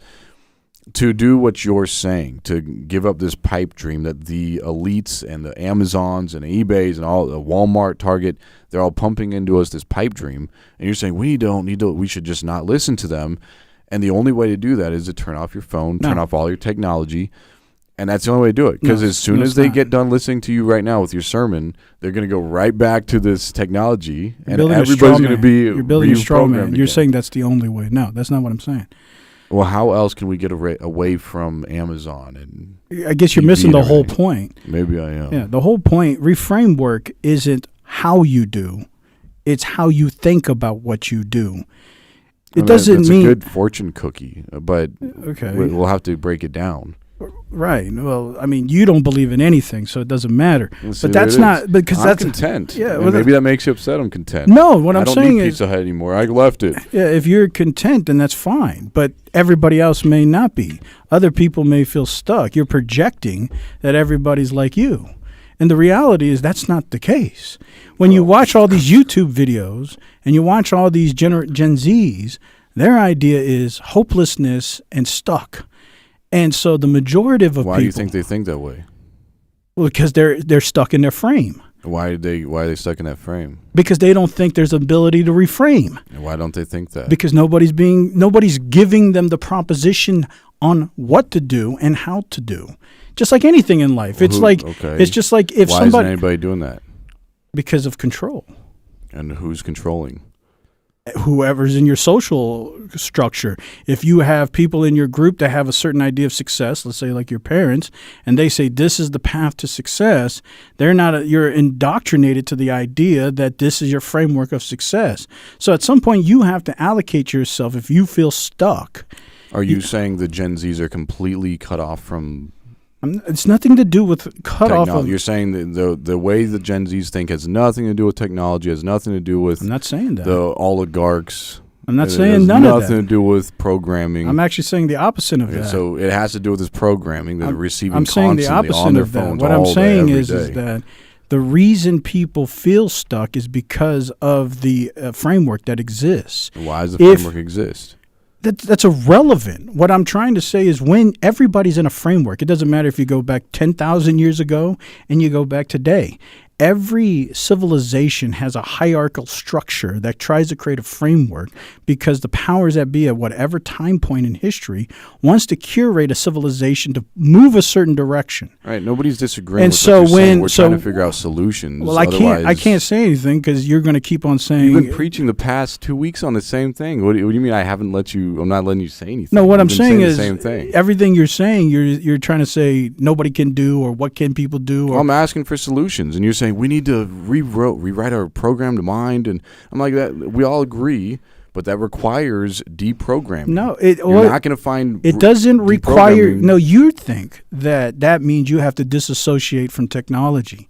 That's how absolutely not what that means. Well, we're waiting for a solution. How else? So you have technology, you have the programming constant, and you're saying we have a solution now to combat that. Technology is not programming. Technology is nothing but a tool. What you contribute as truth claims is your programming. So now you're saying the Gen Zs are not being programmed through technology. Am I saying any of this? No. Okay, so I guess I don't know what you keep throwing straw mans. I'm not saying any of that. So what are you saying? Every time I say something, you keep saying, this is what you're saying. I'm like, that's not what I'm saying. Oh, okay, I'm listening again. You keep repeating yourself. I'm listening for the 80th time. I'm listening. Yeah, well, anyways, it's like if I get stuck somewhere, I can either say, oh, I've been programmed that I don't know how to move this tree that's stuck on this road. Or you have to reframe your idea to say I'm not looking at this I got to look at this another way. You've said this so many times. So now we're asking, how do you reframe it? What is the process you go? What process? What does that look like, reframing your brain? You look at things at different angles than what you've been told that you have to look at. All right, can you give us some real-life examples? Sure. If I'm stuck with a programming issue, I know that let's say for JavaScript, there's a certain format of code that you have to run through. But if I have an error, I have to figure out, do I continue running the systematic format of figuring out this problem, or do I have to go back to first principles to see, is there another way to look at this problem that I'm not being told? Without using an analogy to describe another analogy, let's take You just told me to give you this is my life. A real life example. This is my life. Of Gen Z. Let's take a normal Gen Z I don't know I'm not a Gen Z. Okay, well, you're talking to an audience, right? And I'm saying Gen X's, Gen Z's, all walks of life. It can be anything. I don't understand how you don't understand. This can apply to working on a car. This can apply to making money. This can apply to education. This can apply to anything. We already established the mindset is mainly persistent in millennials and Gen Zs. Especially Gen Zs. It's irrelevant who they are. Everybody feels like at some point they're getting stuck. Well, we're trying to talk about a problem and a solution, right? I think I've been doing that. Okay, so help us out, the Gen Z out there, the audience, for your proposed I don't know how many different ways I can pose this. What can a Gen Z start doing today to start reframing? So what you start doing is looking at your problem at a different angle. Okay, what does that look like? Depends on what your problem is, but whatever it is, let's say that you feel like I can't get a job. Well, now you have to start thinking, what have I been programmed with that I believe that is necessary for me to get a job? But let's go back to first principles. Why are you getting a job to begin with? So now maybe it's like, oh, I want a family. or I want to have a lot of money or something else. Then I have to say, let's go back even farther. It's like, what has been telling you that this is the necessity for success? I'm not talking about survival and shelter. But usually people go to get higher levels of education like high school because the idea is I want to be successful. Not that I just want to live. You can go work at McDonald's. But you go higher education because you want to be successful. Like so now you Pizza have to Hut. reframe the idea of what you've been thinking about as success, not just survival. And so now you have to say, okay, well, if this isn't going to work, let me stop following an endless pursuit that's failing and try to reframe this thing to say, let's look at this as a different idea of how can I build this structure of success. I know. You've been saying the same thing. So how do we, and I know I'm sounding like a broken record asking again and again, what's a first step? Let's get even more specific. What's the first step of reframing for the Gen Z and millennial audience out there? What can we do to start reframing? I'm going to jump in here and say that I think recognizing your situation is the first step. Like, you have to realize where you're at in What's order the next to step? change anything. Huh? So we've all recognized that there's a problem. So what's the next step? Well, it's simple as all people do the same thing. You're programmed with a situational program.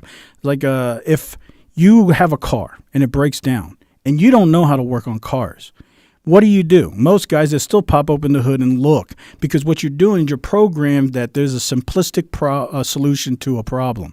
So when you open the hood and you don't know how to fix this car, you're looking for something like maybe there's a hose, maybe there's this, it's very simplistic. But then your end of your knowledge set hits in. You only have two choices because you're programmed in a framework. So now what you're going to say is, I guess I'm going to call somebody, or I don't have any money, so maybe I'm just going to have to ride a bike. I'm going to trash this. So the idea of your success platform is over. So now you have to reframe yourself. Now you have to say, if I want to succeed in this problem, now I have to think there may be outside solutions. But again, it depends on how much you want that. So now you have to say, okay, well, maybe I have to go look and learn how to fix a car. Or maybe I have to go build a social network so I can have somebody to help me fix this car. There has to be more than just, this is what I've been told. This is the maxims. I've expired that. It's over. Because that's what you've been programmed to. You have to reframe that there's always another solution, but you have to reframe your problem into something that's achievable to you. Right. So there's a phrase that goes think outside the box, and I think that's kind of. But it has to be achievable. See, that's the hard part. If it's not achievable to you, then it becomes unreachable again. So you're not saying anything new. You're still saying the same thing for the past 2 hours now, almost 2 hours, I guess. Well, I'm trying to figure out what. So when the Gen Zs hear what you're saying, and they're like, "Okay, yeah, I got to build a community," and then the show ends, and they're on their phone, and then they start getting reprogrammed not to do everything you just said. And then they wake up the next morning, they're still programmed not to do anything you said. I guess you and just then they wake up the next morning, still programmed, literally 6 days a week. And then one day, Thursday, they show up on the live or they watch a video from us. Like, wow, you know what? Maybe I should get my act together, go on a diet, go do this, go do that. Nobody's get off of this nobody stuff. is saying the reprogramming is going to happen again. It's so crazy that's what you think I'm saying. Wait a second. Why don't we bounce the ball back in colleague's court? Colleague, what do you think the answer is? Well, I'm not proposing that we should. I don't think we can do anything. Yeah, his proposal is totally it's hopeless. Yeah, no, I'm saying I'm content where I'm at. I don't. See, that's what I'm saying. What's funny is there can't be an answer. What Host is proposing, because he's saying the problem is that the elites, the ones who's controlling that's our lives. Not what I'm saying. Well, you didn't even let me finish. Because they're putting the hope. The hope is so far ahead of us. They're giving these pipe dreams to us. They're selling these pipe dreams to us, and they know that we can't achieve this. So they're doing this, and this is why we get hopeless, is because they're selling us these pipe dreams that we keep striving for, but we can never quite reach it. And every time we start getting closer, they move the goalposts. This is what he's been saying. And that's we all agree. Nobody disagrees with that. But then you're like, and then we're all like, okay, well, what's the solution? and your solution is, well, we need to rethink, reframe, and all this. And I'm like, okay, how do you do that? Well, you gotta Go ahead and tell me what I said, if you remember. you just reverted back to the See, same that's thing. what I'm saying. You didn't. We even, can replay it. You don't even hear me. What I've been. I did. You just you No, I you didn't. revert back to square one No, and I just start didn't. repeating the same No, problem. I didn't. Like, okay, so what's the solution? The problem. See, that's what I'm so what's the saying. solution? The problem. No, I'm not. And then you just keep on repeating it. That's and I'm not like, what so I- what's the solution? And then you just repeat the problem. Again, like, I'm going to we're already repeat. there with I'm going to it. repeat it again. That's not what I've been I saying. Okay, came so here for what an can argument. a Gen Z do When you today? deal with a problem, you have to reframe things so that it's achievable to you. I mean, I don't know how many times I got to say that. You have to reframe things so they're achievable to you. I get that. So let's And take so, that. Let's if take that. again, like what I was Yeah. saying about fixing a car, if you have a car problem, you have to reframe the problem so it can be achievable to you. So Good. now, So- something that's simple that can be achievable is, let me pull out my phone and look up a 2006 charger and see if I can figure out this problem. And then if it gets more complex, now it's about how incremental is your framework. So it's like, let me see if I can fix this, and then if it gets too large, now you have to see if I can find a community that has solutions to car problems. And now you incrementally reframe solutions to something that's achievable that you can do. You can, if you want to. If you desire solutions, you can reframe something to saying, oh, it's hopeless. I don't know. Let's just trash everything, to I can do something proactively that's achievable incrementally, so I will continue that progress. It's not something that's like, oh, I'm just going to go back on my phone and scroll TikTok again. Again, So wait a minute. So you're repeating effectively, yourself again. Okay. And psychologists have already been saying this for many years. You're not saying anything new. I didn't say I was saying Okay, so anything new. people have been saying what you're saying, but they can't get anybody to listen. Why? Because of social media. Yeah. So they're well aware of this, and this is why they even make documentaries, The Social Dilemma, and it's like, how do you get the younger generations off of social media, because that's what's ultimately controlling them. So yes, then a lot of these Gen Zs, they listen to these podcasts saying exactly what you're saying from all these fancy psychologists and all the PhDs. Yeah, I should do that. Yeah, you know what? I'm going to start tomorrow. I'm going to start doing this thing step by step. But then as soon as they turn off that whatever, that lecture, the TED Talk, wherever they're getting that information from these psychologists, they go right back into the social media again, and it just deprograms everything they were just starting to get. They start reformatting their brain, but then it's the weight of what these multi-trillion-dollar companies are doing is too great. And yeah, you can say I'm a nihilist for being content with my wife and my life But and you're my not. kids. I'm not a nihilist. I'm content. No, what I'm but saying that is probably you're looks like not a nihilist content because to other people. you're not content because you're a pizza man. Well, I wasn't content then, but I am now. I left that career. Yes, I forsook all this stuff. I traded that in. So what do you to have do now? Something valuable. Now I run this show. Well, not run it, but I mean I'm a part of the show. Is this how you live? Because Yes. I mean, you must be getting paid some under clandestine means. Yeah, Shroot bucks. Yeah, and my 'cause kids I'm are not. fat. Oh, shrewd bucks. But that's the perpetual reality is things have to be achievable. And regardless if people will listen or not, regardless, I think it's only going to get worse. And so that's the only solution. There is not another solution is what I'm saying. There isn't another solution. You have to either reframe into incremental progress, or it's perpetually going to get worse because your hands are not connected to your existence. The more this is connected to your literal existence, it's easy. Like I could go plant a seed. I am physically watering this. I am grabbing fruit off of a tree. That's easy now. But as soon as my hands are distant from my existence, it becomes difficult. There is no other solution. The Matrix Network needs to start a critical thinking program. That, I think, would help people out there. Critical thinking. But they would have to be watching it all day, every day, as much as they would watch TikTok. Well, Because as soon as if they watch that and TikTok, then they're on this teeter-totter. And not only that, then they're faced with Amazon. Then they're faced with other I'm people not of their disagreeing with generation what that you're are saying, telling that the there's same stuff that lots they're of getting off social media. distractions. Colleague, I appreciate what you're saying, that there's a crap ton of distractions out there. But the thing is, it's you got to start somewhere.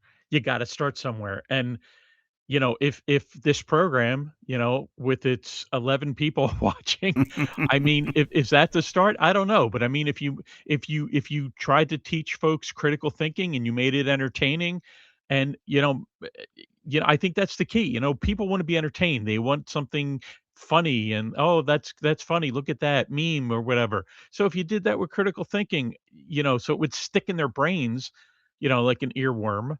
Maybe it would do some good. I don't know. But I hear what both of you are saying, but both of you are presenting like it's like I get what you're saying and where you're coming from, but the thing is, like a solution to something like what you're saying, colleague, is near impossible because people have their faces stuck in their phones and they're going to be watching TikTok or whatever.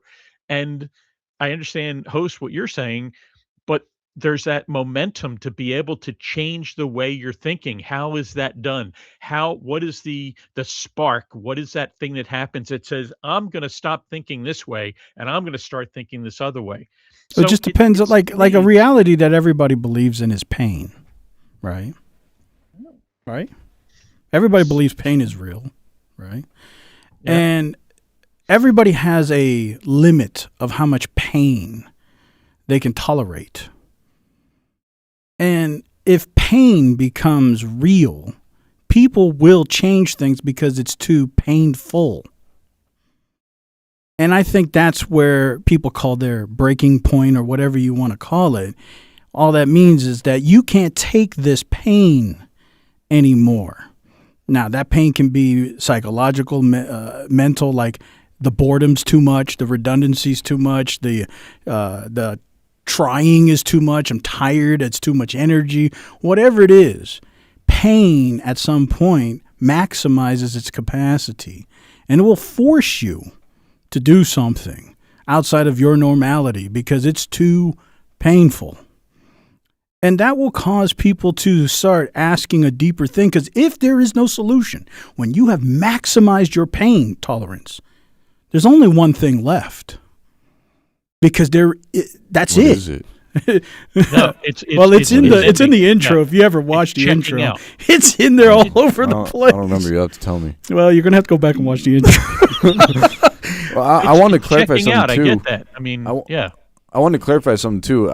From what I'm understanding, me and Host are saying the exact same thing, that people need to be content. Host may have a different way to get there. Maybe I have a different way to get there. I'm not saying everybody needs to leave their phones. I already know that's a lost battle. I'm not fit to go up the oligarchs that run the world. Not only that, I mean, look, we all know this show is the funniest show. People tell us all the time that this is the funniest show in the world. And sometimes I speculate, like, well, I don't know. And then they always reassure me. And the stats prove it. They prove it themselves. We know that this is the most informative show. We know this is the literally the best show on the planet. Well, and that's not coming from me. They actually okay? stole it from us, that title, The Greatest Show. Yeah, I know. But, hey, I know. That's not even coming from me either. That's coming from the billions of people that are listening and tuning in. Now, YouTube fudges the numbers, of course. 11, it's not real. But that's beside the point. Even a show as great as ours, even with all the power we have, I'll see you, Tom. I don't think we're going to be able to Tom's change it. Tom's got to go. See you. Yeah, see you later, Tom. Good riddance, Shaloni. Uncle Tom. Oh, ouch. Wow. You guys have really ramped up the hostilities today. Like, did you miss your meds? What happened? We'll take meds. You're at each other. You're at our listeners. Jeez. I will say one thing. Look, I do believe learning how to be content is the simplest of reductionist solutions. The problem is, if you are by yourself on an island, that's pretty easy. It's when your contentment affects others that you start feeling an obligatory failure. And that failure causes you now to not accept what I'm content. You just can't. You start feeling selfish. You start feeling guilty. You start feeling something. So now you say, okay, even though I'm content, I can't project my contentness to everybody else, especially let's say you have a family, let's say you have family, so you have friends. Then you start feeling kind of guilty about that because even though you might be content, you don't want to project that onto other people because now you feel like a dictator. So now this is, again, another reflection of this pain structure. And this pain structure has a capacity too. And at some point when it hits its capacity, you have to make there's only two choices. You're either going to reframe something or you're going to end something. I mean, that's it. Like you can play games up to a capacity point and that's it. And so, yes, being content is the simplest reduction form, but it's more difficult as your community you're interconnected. And of course, that's what we want as human beings. We want to be inside of a community. We want to be accepted. We want to have a group of people we feel like is reciprocal. We're contributing to them. They're contributing to us. We want this. So now we take on burdens. We take on responsibilities that may not just be for us. So now we lose this idea of contentment of what I'm satisfied with because you have to take on the burdens of the ones in your community. And by doing that, you expand now what is content. Because now you have to accept other people that you care about and what they want. Now you can try to, again, be a dictator and say, well, you shouldn't want those things. But that normal people that feels selfish. Goes over like a fart in church. Right. But so what do you have to do? And that's what I'm saying. When you hit that pain threshold, and I would say this goes to any generation, there's some point where that pain threshold is going to cause you to say, what am I doing here, John? And if you don't figure it out, yeah, you're just going to end up having to make a choice. And at that point, people will do radical things. That's what happens in any civilization throughout history. People will accept things as long as things are kind of achievable. But as this keeps stretching farther and farther and farther, we've seen it throughout all history. At some point, it gets radical. And I don't think we're going to be able to do a violent revolution like they have been doing for millennia. I don't think that's possible anymore. So it's going to be more difficult, which if you can't do anything violent, you might become violent to yourself. If you can't execute violence on others. You aggregate yourself. Well, that's what I'm saying. It's one of the two. It's like I need to do something. So you either feel like I'm going to go out here and do it, and if you can't, you start pondering about violence on yourself. Yeah. And so all I'm saying is that if you cannot reframe your reality to something achievable, and I'm not saying what Kali's saying is wrong. Of course, the programming is there. But if you have a pain threshold that's so high of saying, I can't take this anymore, then your only option is to reframe or you're going to execute. There really is nothing because you've went to the maxims of your pain threshold. And so what I'm trying to say is I think it's going to get worse. So, and I'm not saying this because this is some self-help thing. I'm just telling you I think it's actually going to get perpetually more amplified in the next 3 to 5 years. And the distance between your existence and your hands are going to get even farther. And it's going to get so far that you feel like you have no contribution. That's why what's the point? We don't need people. We have AI and robots to do it. Why is everybody calling that an existential crisis? Because your hands have no contribution to existence. That means you're purposeless. And when purposelessness becomes real, there's only two things. Either you have to reframe because the pain's too big, or you're going to execute. And so the reality is you better start preparing to reframe now incrementally, because if not, it's only going to get perpetually farther away from your hands. I think going a couple steps deeper, I think religious people and non-religious people, but religious people suffer from this too. They'll talk about praying for things, But if they spent at least just maybe 10 seconds, maybe a minute, asking themselves, do you really want that? Well, David, thanks, Dave. David Zerm, as always, appreciate the What are you doing contribution. all day. Yeah. I mean, that is an option. Yes. Until you rub out of lotion. My daughter speaks wisdom beyond her years. You're gonna have to. It's a Pocahontas quote. Yeah. Anyway, so when religious people say, "Yeah, I prayed for this and I didn't get it. I prayed for that and I didn't get it." And then, but if you ask one of those people, what are you willing to give up for it? What if you needed to do something with that prayer? Would you still want to pray for it? It meant sacrificing something to get that thing that you wanted. And, that's a common theme amongst a lot of religious groups, fasting or, doing other things to aid your prayer and getting what you want. It's not a new concept. But that's when people start thinking, I might fast for maybe one day to get that thing. It's like, well, then you don't really want it that bad. How many? I mean, or maybe you do, but only one day's worth of pain bad. What if it took 20 days of fasting to get that prayer answered for that Lamborghini or that whatever? Would you do it then? Just hypothetically, would you do it then? 20 days of fasting, you get that Lamborghini that you're praying for. And it'll happen. Let's say it'll happen. Would you want it? And that's when a lot of people say no. I mean, I do want the Lamborghini, but not 20 days. So we can start having this gauge on what do you actually want. And if you don't actually want it that bad, then you're probably really not praying that hard for it. You're not really asking. It's just empty, again, fortune cookie stuff. You're just saying, bless my day or whatever. But again, non-religious people do the same thing. They try to cheat the system the same exact way.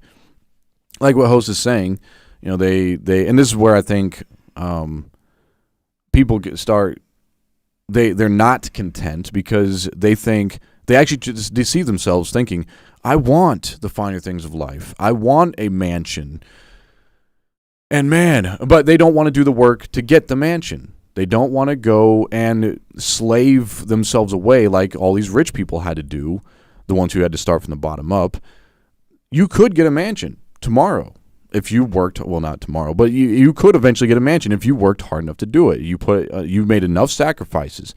And a lot of people who have a lot of money, they'll tell you they sacrifice their wives, their children. They end up getting divorced because they spend so little time with their children. They usually say you can either have money or you can have a family. One of the two. The highest paying jobs are more demanding. You have to spend all of your time getting that money. Or you're going to spend your time with your family and not getting the money. Unfortunately, you can't have both. Even Elon Musk doesn't see his family. I mean, all the divorces he's been through. So this is a very commonly understood thing, but we still deceive ourselves into thinking, but I should be able to have that mansion. It's like, yeah, you should. So go work for it. And I don't want to do that. I just want it to be given to me. I want it. So, or maybe I'll work 20 years of my life to get that mansion, but no more than that. That's a lot. That should get it. And it's like, well, it takes more than that. It takes, let's say, 40 years of labor to get the mansion. So you start finding out, well, maybe I really don't want that mansion. I don't want to pay what it actually cost. I want to cheat the system because other people had to pay that cost, 40 years of labor and no family, or divorce after divorce after divorce. They paid that cost to have what they own. But you don't want to pay the same cost, but you want what they own.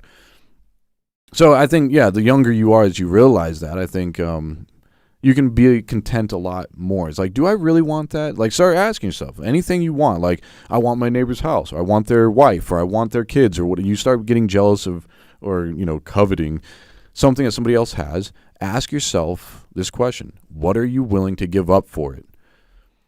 Would you? And if you're a money person, put money on the line. But not everybody works on the currency of money. I'm not a money person. I don't care about money. It's never been about the money for me. But so other people are energy people. That's their currency, and other people are time people. So everybody's got their own currencies. So wherever your heart is, that's where your currency is. So if yeah, that's what you have to give up. If time is your thing, then you need to start putting time on the scale with your neighbor's house. How much time would you be willing to spend of your own time, sacrificing your own time to get your neighbor's house or a house like your neighbor's? And I'll tell you how badly you actually want it. But I think both people are suffering the same problem. And honestly, again, it's going to sound nihilist or whatever, but I realize me saying all this stuff, nobody has to take my word for it. But I know that as soon as you turn this off, you're going to get reprogrammed. Even if you do agree with what I'm saying right now, you could completely disagree with it right now and trash it all fine. But if there is some small percentage that you do agree with, it's going to get overridden by 6 days of programming by the social media and the elites that want to, like what Jose is saying, they're putting the steak so far away from your mouth. Like you can smell the steak, but you can't ever really taste it. So you just start giving up eventually, and you're just going to go back in the same. So I don't know how to help you, honestly. I really don't. Colleague, I don't. I'm gonna respectfully disagree with what you're saying because, I mean, I think if you were talking, I mean, obviously, if you were talking to a large population, but I think most of the folks that we have here that are people that join us each week, I don't think they're going to do that. I don't think they're the type of folks that are going to um, go back to that programming. I think most of them are. Um, I'll use the term awake, but aware maybe is a good way. Enough that We can say I think woke. they. I will not use that word. I think that they're.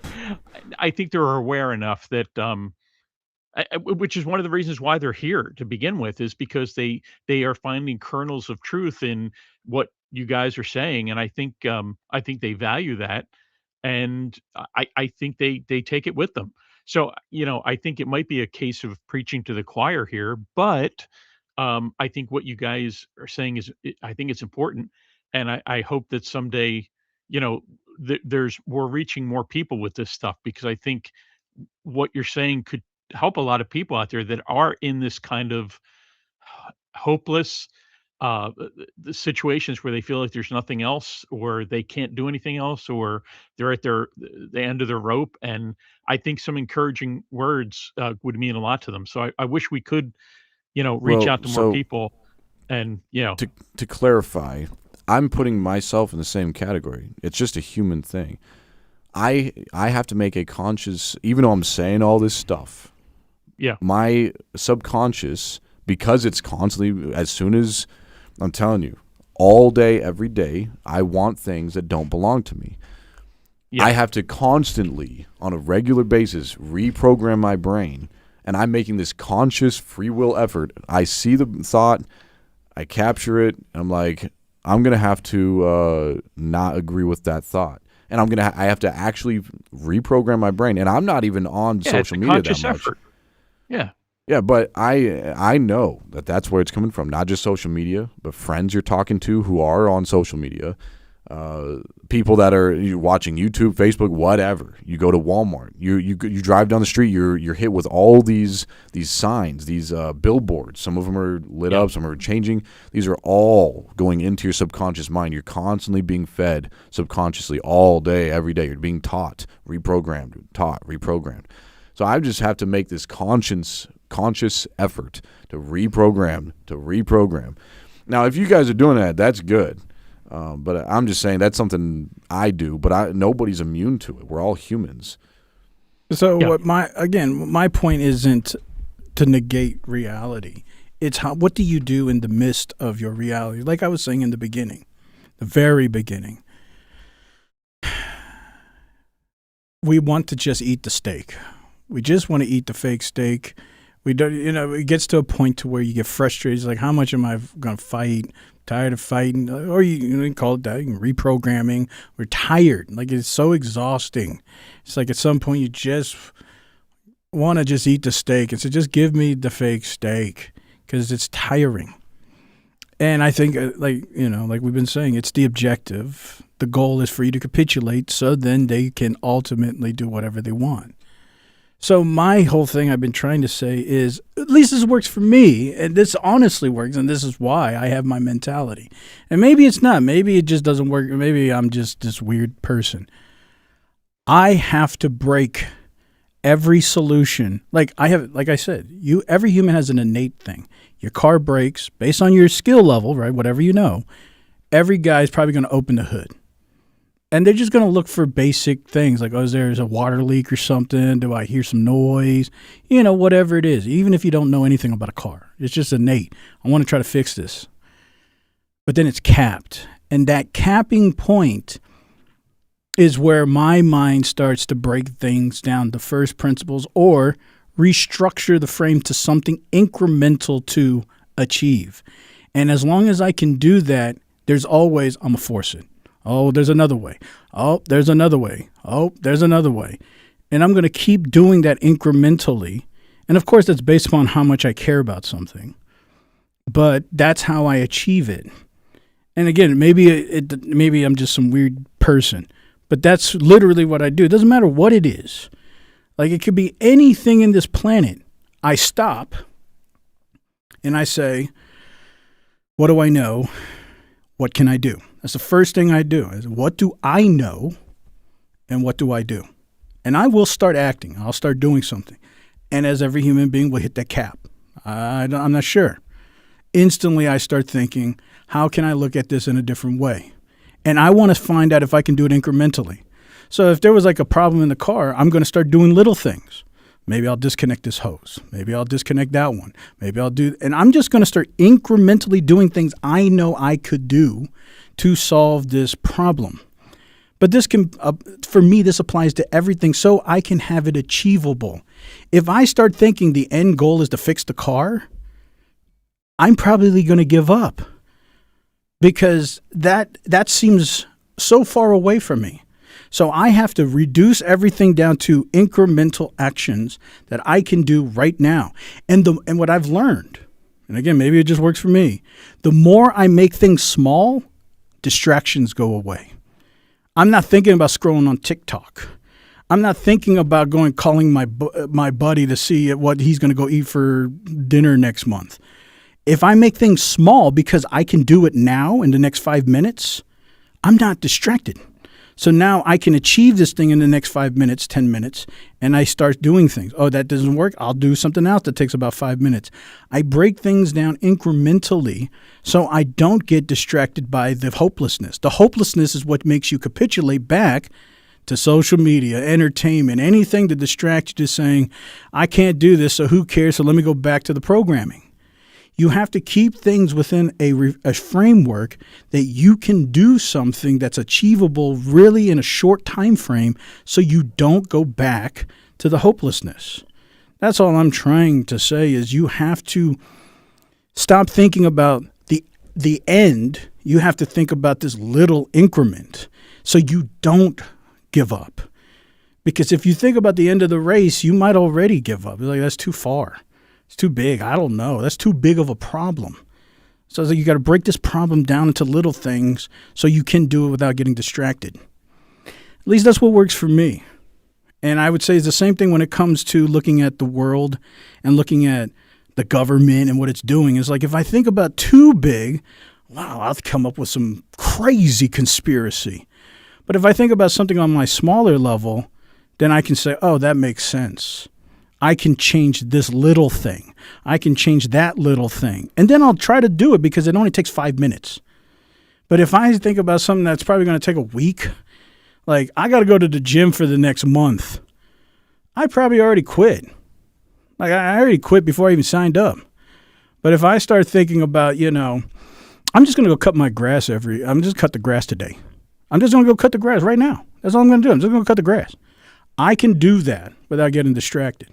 But if I start thinking I got to go work out for a month, I probably already quit. So I'm saying all I'm trying to say is reframe the things incrementally so they can be achievable so you limit the amounts of distractions because once it seems unreachable, you go back to the programming. That's all I'm trying to say. And it works for me. Amen. And hopefully it can help you guys, because I know little things feel good. It's psychology 101, the dopamine trigger. You just need to feel like you succeeded. And the more of these incremental succeeds that you get, these dopamine hits, the more you're going to do something. The less you get, the more you feel like nothing's working. So you need a bunch of little successes. Don't just go after the big one. That's difficult. I know I struggle with that. I mean, how many projects? I mean, colleague would know. How many projects? But because I think about the big project, I'm like, whatever, I'll go to something else. I got to stay focused on the little thing so I can continue moving. You have to eat the elephant. One piece at a time. One bite at a time. Yeah. And honestly, and again, this ain't nothing new, but I think you have to think about it more now than ever because the distance is going to get farther away from your accessibility. They're going to say, you're purposeful. You're purposeless. We don't need you. And ultimately, there is always going to be purpose with community. And you're going to have to reframe that idea incrementally. And if not, then yeah, you're going to even lose purpose in community at some point. That's all I'm trying to say. Hopefully it can help you guys. Helps me. Yeah, if you leave our community, brothers, I say amen. Yeah. If you leave our community, you're well, basically... anyways, let's go look at these look at these comments. Yeah, there is nothing else out there. There's no way we can finish reading all those comments in a half an hour. Holy cow. People have been very, very prolific. Well, just scroll up a little bit and read what you can. All right. You know what? I'm going to give it my best shot. I'm going to give it the old college try. Hey, one bite at a time. That's right. Even though I dropped out of college. Mm. Anyway. I was also a kindergarten dropout too. Mm. Yeah. Look at you now. Yeah, look at you now. Go figure. I know. My mom would be so proud. Yeah, they said that you wouldn't be amounted to anything. They told you that you would have been on like that podcast, Tim Poodle or whatever his name is. Nobody even knows who he is. Yeah. Well, now look at you. Poodle? Poodles. Yeah, look at you now. Poodles. Look at you. Look how great you are. This is when you talk about a dream come true, this is about as close as you can get. I feel you. I'm right there with you. This is probably one of the pinnacles of my existence. Yeah, wow. We're saying something there. My finger's getting tired of scrolling. Hold on. I think I'm almost there. just stop it somewhere. Well, I like to be fair for people because they. Mm-hmm. Oh, I found it. Wow. Okay, so this is way back up about an hour ago. Rich Burbage says, "Get your burbs right," because we were talking about Babbage and Burbage. See, I remember. Now you're going to deal with the context clues. Yeah. This is Tommy Boy's Slime Peter favorite said part. the golden rain. Yeah, when Tom erases all his comments and I have no idea what he's talking about. Slime Peter says the golden rain, which I'm sure was reference to the shower. And then I said Babbage, Burbage, baggage. It's all the same. Hey, Jamie, can you look up goldenshower.com, please? Well, we're going to get to the bottom of this right now. There you go. Just don't post it up while you're looking. Squirrely says, I tried explaining the shower, but I got blocked by YouTube. That would make sense. That's fine. I got you, fam. We'll put it on the screen right here. There you go. Slime Feeder said he called it a casino openly. I don't know what that means, but CD 1978 says peace family. I don't know if that's a new person or CD 1978. It's a good year. Riffmonger says, damn host, that was on the nose. What's the closest thing to exit then? Living off grid with enough money to get by? I've entertained it, but it just seems like a limited reprieve from the inevitable decline. So I think, we'll just keep going. I mean, you gave a bit of a answer there. Rich Burbage says the board game was originally designed to show the evils of capitalism. I believe that was Monopoly. Slime Feeder says particular people get bored and need the casino to keep them sane. Others don't, but everyone's forced to play Monopoly at the casino by default, forgetting to leave the casino. Okay. Uh, Frederick says, I do put hope in the next life. He says, I follow Islam. Rich Burbage says, yes, Monopoly needs a military industrial complex. That would make it more exciting. Yes, it would. Frederick says, I do believe I will meet my tr- trial soulmate, maybe true soulmate in paradise. That would be wonderful. Slime Feeder says, you can't own nature. We are nature. And I think it's wild how we accept projection ironically. Um, Rich Burbage says, Fanny burps. S- Fanny burps. That was probably talking about Frederick the says, flatulence. yes, I believe that is another term for flatulence. Fanny burps. And Frederick says, true, true. Squirrely says, that's why I love my job at Wawa. In customer service, we crave human interaction, and sometimes people just need to be heard. I sometimes feel like a therapist just by saying, hi, how are you? Very, very true, having spent many years in customer service. Iron Man sent us $2 and said, Kafuf Mott. You have to read that backwards to get what he was saying, and I'm not going to. It's something about Tom. Slime Feeder says we forgot to evolve out of the command and conquer physiological behavior. Huh. Slime Feeder says it only refined that's centuries of trauma and warped senses of being. And of course, Iron Man says, I blame the tiny hats. There you go. Rich Burbage says, give G.K. Chesterson's distributionism a shot.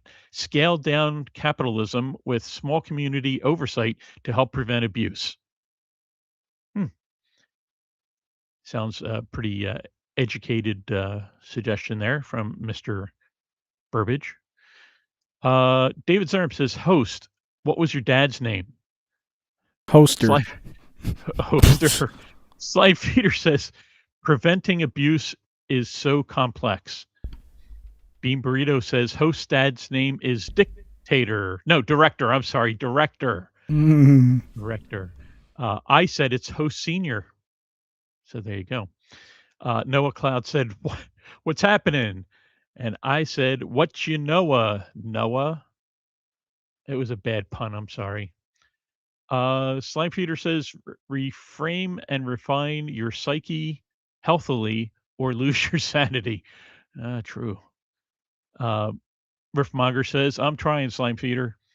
Then Bean Burrito said, scent chili.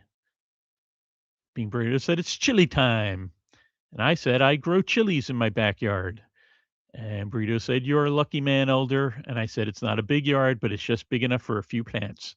Then Rich Burbage sent an alien head. Then I sent him a rocket ship. And then Bean Burrito sent a spaceship. Rich Burbage said, it's difficult to escape victim mentality. Oh, that was a lot. Then Pirate Nerdmom sent an alien head. Then Rich Burbage sent 2 hearts. Then I sent an alien head. Then Rich Burbage says at Pirate Nerdmom, Smee. Then Rich Burbage says people who want to thrive, not just survive. Pirate Nerdmom says, hiya, Rich Burbage. Rich Burbage says, hiya, Pirate Nerdmom. Pirate Nerdmom says, yar. Rich Burbage sent a pirate flag and a parrot. Bean Burrito sent a sailing ship. At least I'm getting through it quickly. Rich Burbage says Gen X wants to achieve the same plateau as the previous generation, but the same scaffolding no longer exists. And then Rich says, so colleague is a nihilist, but we've already discussed that. Rich Burbage says sometimes it's as simple as the next generation being clueless about what the hard work the previous generation put in to achieve what they did. They have the perception that achievement came easy. Yeah, that's true. That expectation or whatever it is. Pirate, that's hard to say. Pirate Nerd Mom says, I hear a lot of younger folks say that about boomers. Yeah, well, they know nothing. I Riftmonger says, I think to simplify what you both are trying to say is be at peace, or be at peace as best you can, which I try to do. I think becoming more self sufficient is key for our future, but debt is a problem. That's well said. Rich Burbage says it's easy to see that the kids of boomers were the first to be born into that level of wealth at that scale. Yeah. Riffmonger says I was directing my comment to host and colleague and elder. Not Pirate Nerd Mom says, as a Gen X kid, my childhood was on the well off side. Rich Burbage says, got to change culture. We've seen the blueprint for that in action for decades. And then I said later, Tom, because he left and deleted all his comments. Pirate Nerd Mom says, today is the Matrix Network with a side of spicy sauce. Yes. And I said chilies. Slime Peter said, I missed it. I stepped away for a moment. See, that's why you can't step away. You gotta, you know, you gotta hang out, man. You gotta stifle it, You just rewind it too. or bring a pea jar, or yeah, you could rewind and eventually, yeah, you can always go back and watch it later. Rich Burbage says, let's go, which I think is what they said on the plane that was heading towards wherever, when the guys decided they were going to overthrow the terrorists. They said, let's go. You talking about the guys that are like, the wedding cake is ready? Yeah. And the text message. Maybe. Bean Burrito says, host is spitting facts. Rich Burbage says, Fanny burp in church. Yes, I said a fart in church. And then I said that would be a pew pew. I can't help it. I'm a boomer dad. The puns are going to get bad. Noah Cloud said, I'm lost. God bless you.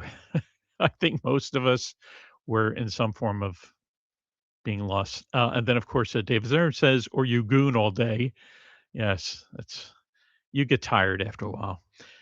Slime Feeder says, it's why we need a soft reset for a therapy age. Casino command and conquer mind is unhealthy.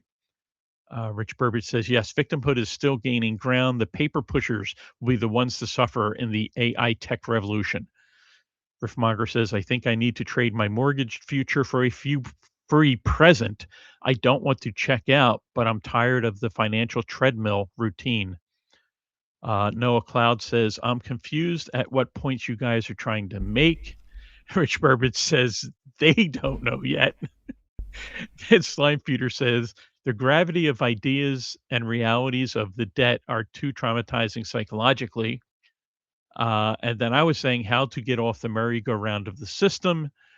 And of course, I said to Rich Burbage, LOL, because that was kind of funny. Slime Feeder says, we think first about how much kids cost, not about the child's soul. Rich Burbage says you can't get off the merry-go-round until you've picked a spot to land and have committed to the leap. And I said, well said. Slime Feeder says, wherever your heart is, your currency is. Timeless. Bean Burrito says, colleague sounds like he's giving up lately. LOL. Slime Feeder says, the loops are refining in real time, REEL time, social media wise. Slime Feeder says, colleague isn't giving up he's living. His dimension, everyone's dimension is different, and we all must respect our individual dimensions, for we're amidst of an awakening from the sleepwalk. Interesting. Frederick said, elder is a nerd. That is very true. Pirate Nerd Mom says, elder played D&D before it was cool. That too is true. Slime Feeder says, the reality we're becoming aware of is already enough to bear. Stay sane and do what you can while you heal as many people as we can through ideas and various other ways.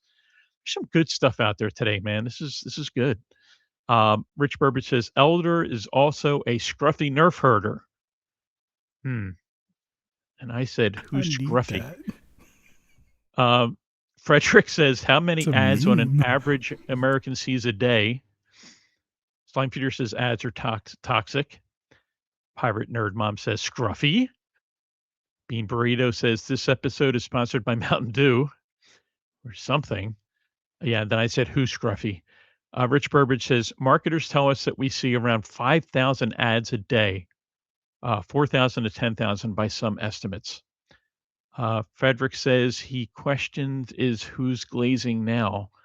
I have no idea what that means. Slime Peter says D&D is underrated. I played it once. I know very little about it, but I know a little about Boulder's Gate. There you go. We got nerd Jamie, talking going. can you pull up a website called who'sglazingnow.com? We're gonna get to the bottom of that one too. What's happening there? Yeah, throw that one up there. Frederick says, "Got you. You use chatbot." LOL. Slime Feeder says very. Oh, she was, or he, Slime Feeder, whoever you are, said very. Yes, they. I'm sorry. Pirate Nerd Mom says I missed the D&D Renaissance and started with Shadowrun instead. Bean Burrito says I'm glad my memory is bad to where I forgot 98% of ads I see. Yeah, that's true. Rich Burbage says Traveler Baby D&D. Pirate Nerd Mom says Traveler is for nerd snobs. Wow, getting into a bit of a fight here. And of course, I said I played them all. Slime Feeder says I heard about Shadowrun, but it's not time to delve into it yet. Are people Like getting Ninja nasty in the Gaiden. comments? So we're over here getting nasty over here, and people are getting nasty in the comments too. I'm telling you, it was spicy. Pirate Nerd Mom was right. It was a side of spicy sauce today. Well, you've been doing a good job reading. I didn't know the comments are getting spicy too. I'm actually following the narrative. Yeah, there's some interesting stuff here. Yeah. Let's see. I said TTRPG's rule, which is tabletop RPG's rule. I said old school baby. Bean Burrito says in the Matrix. Oh crap! What happened there? Hold on. Hate when that happens. Shoot! I was doing so well. In the Matrix network, we trust. Oh, Bean Burrito says in the Matrix network, we trust. That was good. Frederick says, I agree with host. I failed a lot of times because of slopification. Slopification. Rich Burbage says, you say that, but you'll change your mind when you see 5th edition rules roll out. I think he was addressing Pirate Nerd Mom about Traveler. Slime Feeder says, host is my Elder Ring Sensei. Pirate Nerd Mom says this is true. Slime Feeder says don't attempt. Rich Burbage says he keeps saying that's all I'm going to say, but he continues and continues. I see. Slime Feeder says I love his personality.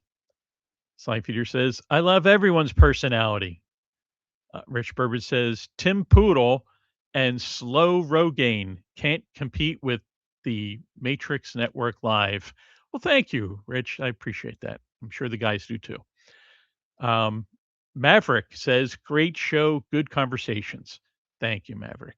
Bean Burrito says, sent 100, and he sent 100, or I'm sorry, they sent 100. Iron Man says, host's mom is named Hostess. I like that. How'd you know? That's How'd you know? That's good, Bill. I like that. Rich Burbage says, hearing you read the stream is like traveling back in time. I don't know what that means, but I guess because the stream is so long.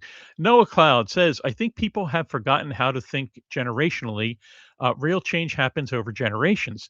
Someone wants to instant gratification and wants to reap all the benefits right now. Very true. Very true. Entitlement is what the word I was looking before. They feel they're entitled to that. Bean Burrito says, colleague surprisingly hasn't made a lot of odd noises until now.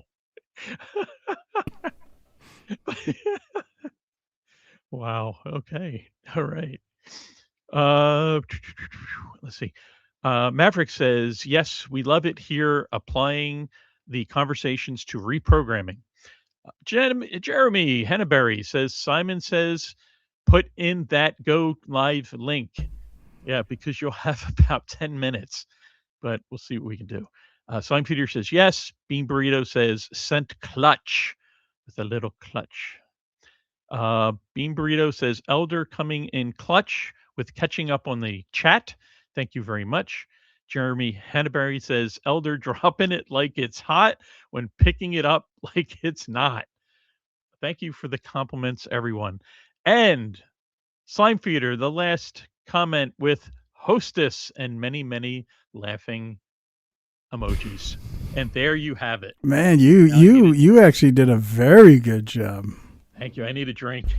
Yeah, I was like, man, you actually gave it a little personality with each person. I was like, wow, you did very good. Yeah, it's very well. Maybe I found Exceptional. my job. Yeah. There you go. I could go around reading chat windows. Have you ever Make a living thought doing that. about? Have you ever thought about pursuing other careers like working at Pizza Hut, or? I mean, because Well, you could you go know- pretty far. I mean, I know it sounds like a pipe dream. I know, but I mean, like it, you know. It's hard to imagine. I do want to say that I am retired officially.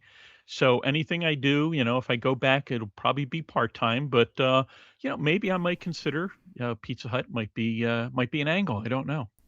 Depends on how much stamina I have. At my age, can't handle too much each day, you know? So I Right. gotta kind of work it out. Like this takes a lot out of me. I mean, but it's I sacrifice because I believe in it, and it means a lot to me. So there you go. Well, we have to think about the bigger picture, not just for you, but for your children Yes. from your loins. Yes, Your there's only children. one. There's only one. Thank goodness. You could secure a place for one of your children. I know they're old enough. They're older now. I don't know if they ever pursued that path or not, but just encourage them not to ever give up. And they're your grandchildren.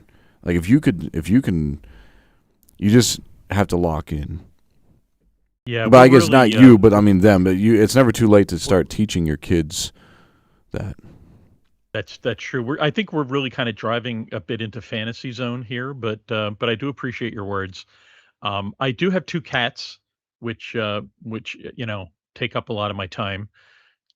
Scooping the litter box, feeding them twice a day, making sure I play with them with the little, jiggly things and all. It is kind of it's a bit of a part-time job in itself. So, How often would you say you play with your kitties? I try to, I'll be honest, my wife plays with the kitties more than I do. And she's really good at it. She's That really makes good at it. sense. I do it, I do it kind of just to entertain them a bit, but they definitely, the kitties like my wife a lot better than me. Yeah. I've heard I they do all can the be pretty work, feisty. like I clean their poop up, but you think they would be sitting on my lap. No, they sit on her lap. So anyway, I know I sound bitter, but I'm better. Well, I know, right? That was yeah, that was funny. Well, Yeah, the he one- said, "I'm bitter." He's like, "How you doing, Elder? I'm bitter." oh yeah, that's what I mean, said to Tom. I'm better. Yeah. The thing that I was, while you were reading all that, the thing that I was thinking about, because, and the thing I want people to think about is that analogy I said about distance of existence and your hands. Honestly, and I'm being sincere here. I don't know what to do with my hands. I honestly believe that is the only way to figure out how to stabilize your reality. And that's why I think it's on purpose to separate it. And so I was thinking, how do you do that here in 2026 as the reality of your existence separates farther from your hands or your actual participation? And it is very cyclical, like it's going back to the same cycle, but and it's cliche and everybody knows it, but I just think there is no other real way, because it's going to get farther away. It really is just community. Because as you become less needed for resources, you're not going to, as the means for you to work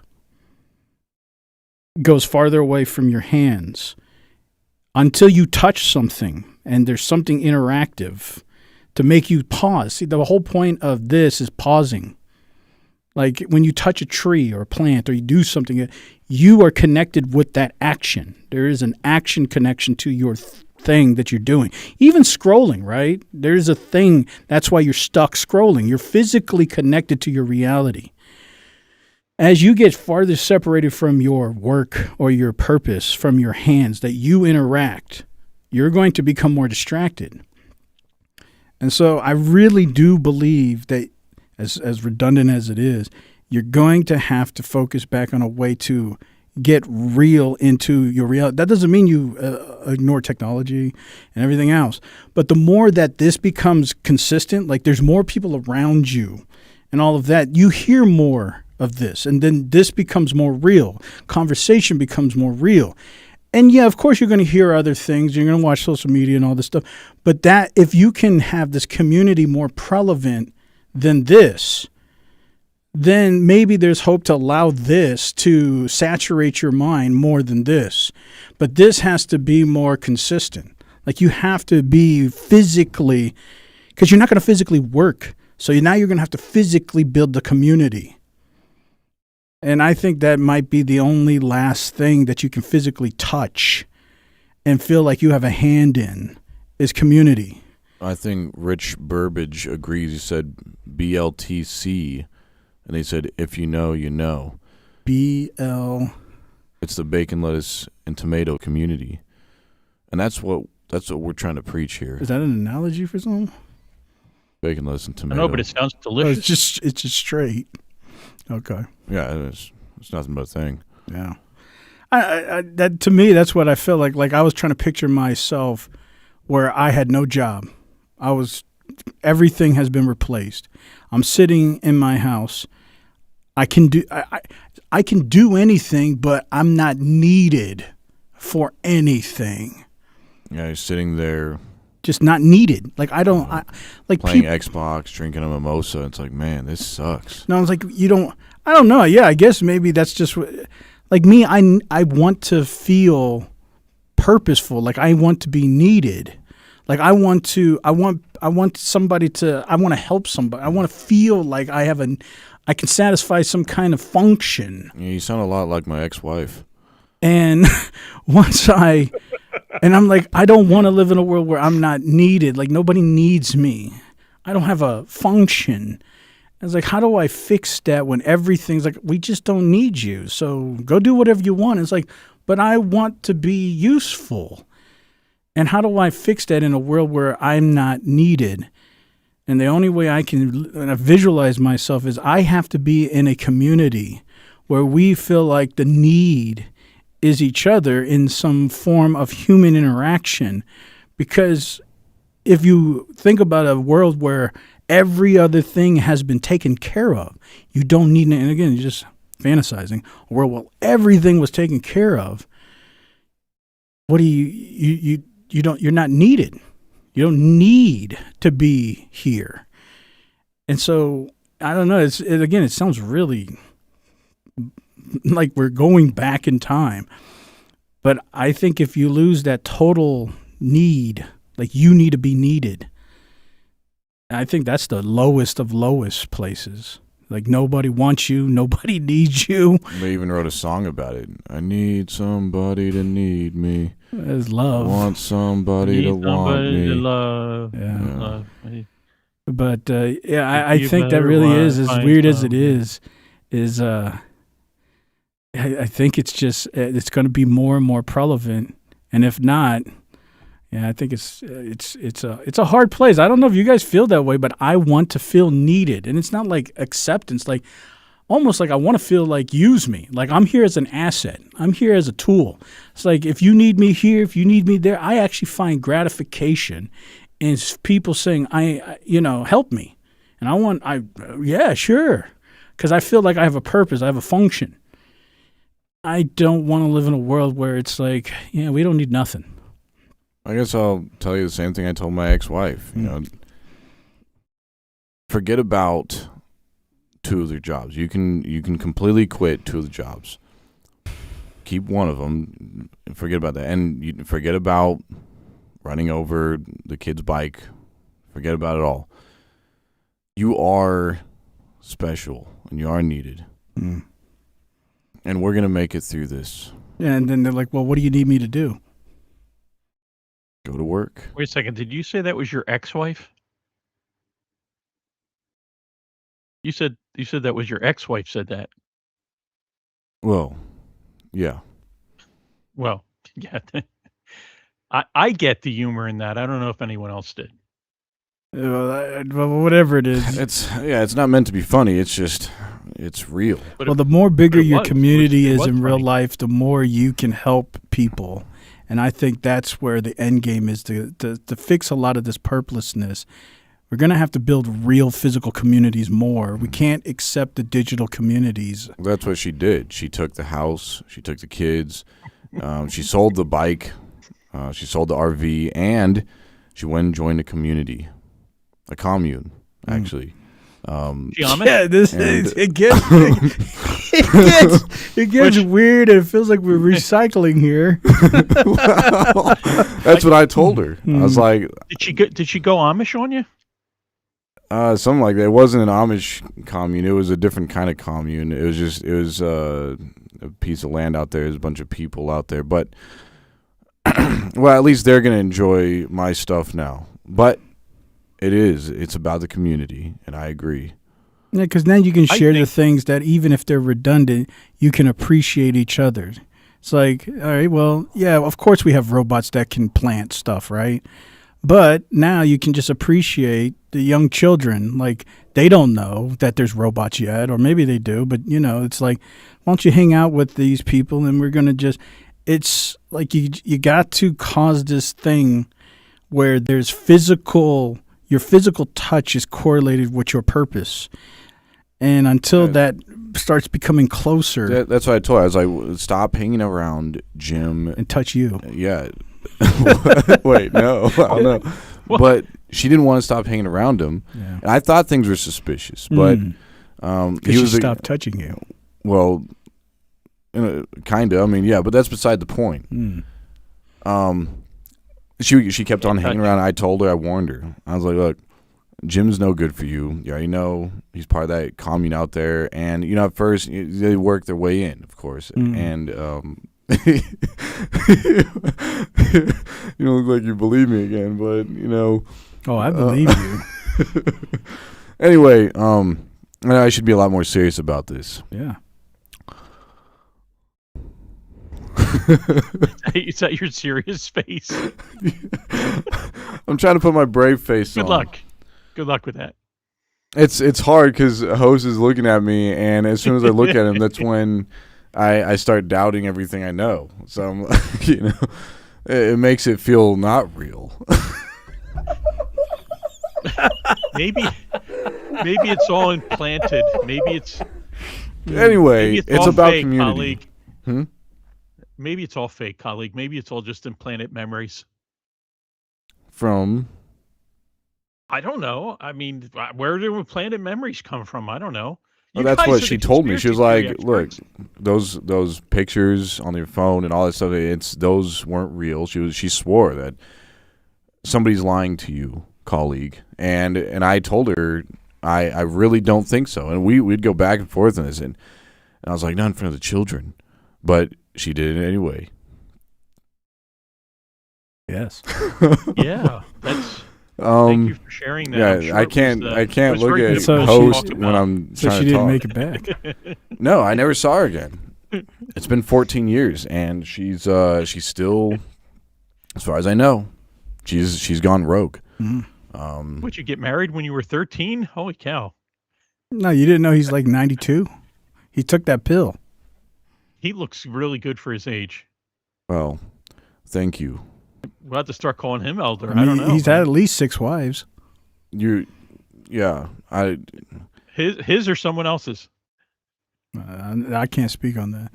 Well, yeah. All I can say is it is about the community. So I agree, but you have to be careful sometimes because the community can swing back around. It could be communicable. Yeah, the commune. Yeah, I mean, we have this here, and I think this is great and optimal. But at some point, like you got to, you're going to have to. Man, it's so weird. It really is. It's weird for me because I'm really big into technology. But even me, I can see it because I'm like my mind. I can extrapolate a far future, and I can put myself in there, and it's like, bro, if I don't find something so I can feel needed, I don't think I can make it. Have you ever had to try to talk what's left over? It's like all she left me was the hamster, and you looking in the eyes and telling me it's going to be okay to a hamster. That's deep, man. A hamster. I haven't made it to that echelon yet. Well, she tried to get the hamster too. I was like, no, you can have the kids, you can have the house, all that, but I'm going to keep this hamster because that was special to me. What was the hamster's name? Billy. Billy the hamster. You know. Yeah, it's not my fault. This ain't my fault. You know, this ain't my fault. I mean, you have to choose. You know how you. I chose loyalty. No, you chose how to address these names. Like, this is your fault. I didn't make you call it Billy. That's a good name. That's you. It doesn't matter anymore. I had to flush it down the toilet. It's dead. It doesn't matter. It didn't have to be Billy. The heartbreak was too much for it. For Billy. Please tell me it was deceased when you flushed it. Yeah. Or did you put a little diver mask on it? A little tank? You said, best of luck, Billy. Flush. Yeah. Yes. It was dead. Yeah. When I flushed it. But it was a heartbreak. Yeah, see, it wasn't my heartbreak. It was actually the heartbreak for little Billy that Who got names him. a hamster Billy? It's my wife's choice, not mine. Hey, see, it ain't my fault. This ain't got nothing to do with me. It wasn't mine. You could have named it anything. You want to call it Billy? I was. I mean, you could have named it anything you wanted. Wasn't my fault. So, asked and Scruffy answered. would have been good, you know. That's You could fine. have tied in with the chats if you said Scruffy, but That's great. Well, you know. Well, look, it's not like I knew that, 14 years ahead of time that we'd be talking on the chats, talking about Scruffy and whatever. See, that would have been fine. Call it Scruffy. Call it Mr. Magoo. Well, that would take some kind of supernatural, like, prophetic gift or something to know. And then you're like, 14 years from now, I'm going to know. I'm going to see that all this stuff is about to happen, even to Billy. And if that was the case, I wouldn't be able to bear it. I would just not buy the hamster to begin with. Yeah, I would have That rejected life the for hamster you. to begin with if his name was Billy. That's cold. Yeah, well, anyways. Hopefully you guys enjoyed this week's episode. And we're going to give a shout out real quick in a moment of silence for Billy. Thank you. yeah. Moment of And silence. every other and colleagues like 6 ex-wives and wherever they are and whatever commune they're in right now. And the 14 kids and who knows how Yeah. many grandkids and great-grandkids. Yeah. Very prolific. I know you guys didn't care much about Billy, hardly even knew him, but it means so much that you came. Yeah, absolutely. Right. So anyway, to been a sum great up, show. It has been an interesting show. Yeah, I appreciate having the ability to have these conversations with all of you guys on here, and it's awesome to, I again, Elder did a fantastic job in reading these comments. He actually gave it some context and character, so I mean that was cool. That is me. I'm a context of character. Mhm. Yes, and I recommend folks. There's some really good stuff that we just couldn't get to after I was done reading them. Noah Cloud made some really good points. I like what he was saying. So if folks, please, go back and read them if you can. There's some really good stuff in there. Really, there's good stuff. There's some good stuff. I Yeah, wish we see, could have it's talked about it. because and it's his fault. It's your fault because you came up with Billy. It's Oh, you, yeah. Billy. I'll tell you. Let- I'll tell you the exact same thing I told the judge. I can't accept full responsibility of all this carnage. So, Yeah. Well, anyways, I appreciate all of you guys. Tune in this Saturday. I think you guys will enjoy it as well. Billy might be mentioned, maybe not. he won't. Yeah. Probably But not. he won't be forgotten. But maybe we could do a future show about Billy. Like you could tell about his life, and we could have some pictures and things, and it could be very I mean, heartwarming. did You know, you? I think I would really like that. Did you get him taxidermied, whatever you call that? No, No, he his. flushed him. I flushed him. So Oh yeah. Why? he, like I said, Oh, he so- couldn't stand the heartbreak, and I couldn't either. But that's Did he tell you that? No, but I could see it. You know, at some point, handling enough hamsters in my life, you can at some point you can start seeing it in their face. No. But you. But you can. I can. I wouldn't. I could imagine flushing a hamster. I wouldn't go as far as a guinea pig. I don't think a guinea pig would work.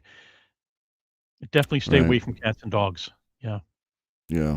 it's just a public service announcement. I just wanted to add that. Yes, Yeah. That's good. Thank you. Yeah. Well, anyways, that's all the time we got. Enough of this Billy. But until next time, I appreciate you guys tuning in as always. Lock in this Saturday. I'm sure you guys will enjoy it.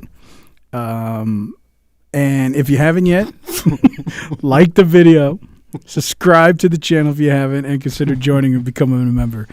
But as always, that fine gentleman there is a colleague. That fine gentleman there is Elder, and I'm host. And until next time, who knows if Billy will return into the conversation? But Might My be nose is Billy actually too. running. yeah, You been might trying to have to fight get the tears. another Billy. I we should feel get like you- Elder knows a Billy. I think we need to get colleague another hamster and name it Billy too. You I guys feel don't have very to do strongly that. about that. No, I can't let's accept take up that. a collection and do it I really next can't week. accept it. Next week. You guys don't have to do that. That's you guys It's are okay. too We're getting kind. ready. We can feel your pain, and we're going to help deal with that pain I'm because you gonna mean that cry. much to us. Wow. Well, let's call it an end then, so you can cry off screen because nobody wants to see you cry. Wow. Thank you. Yeah. All right. Well, we'll see you guys next week.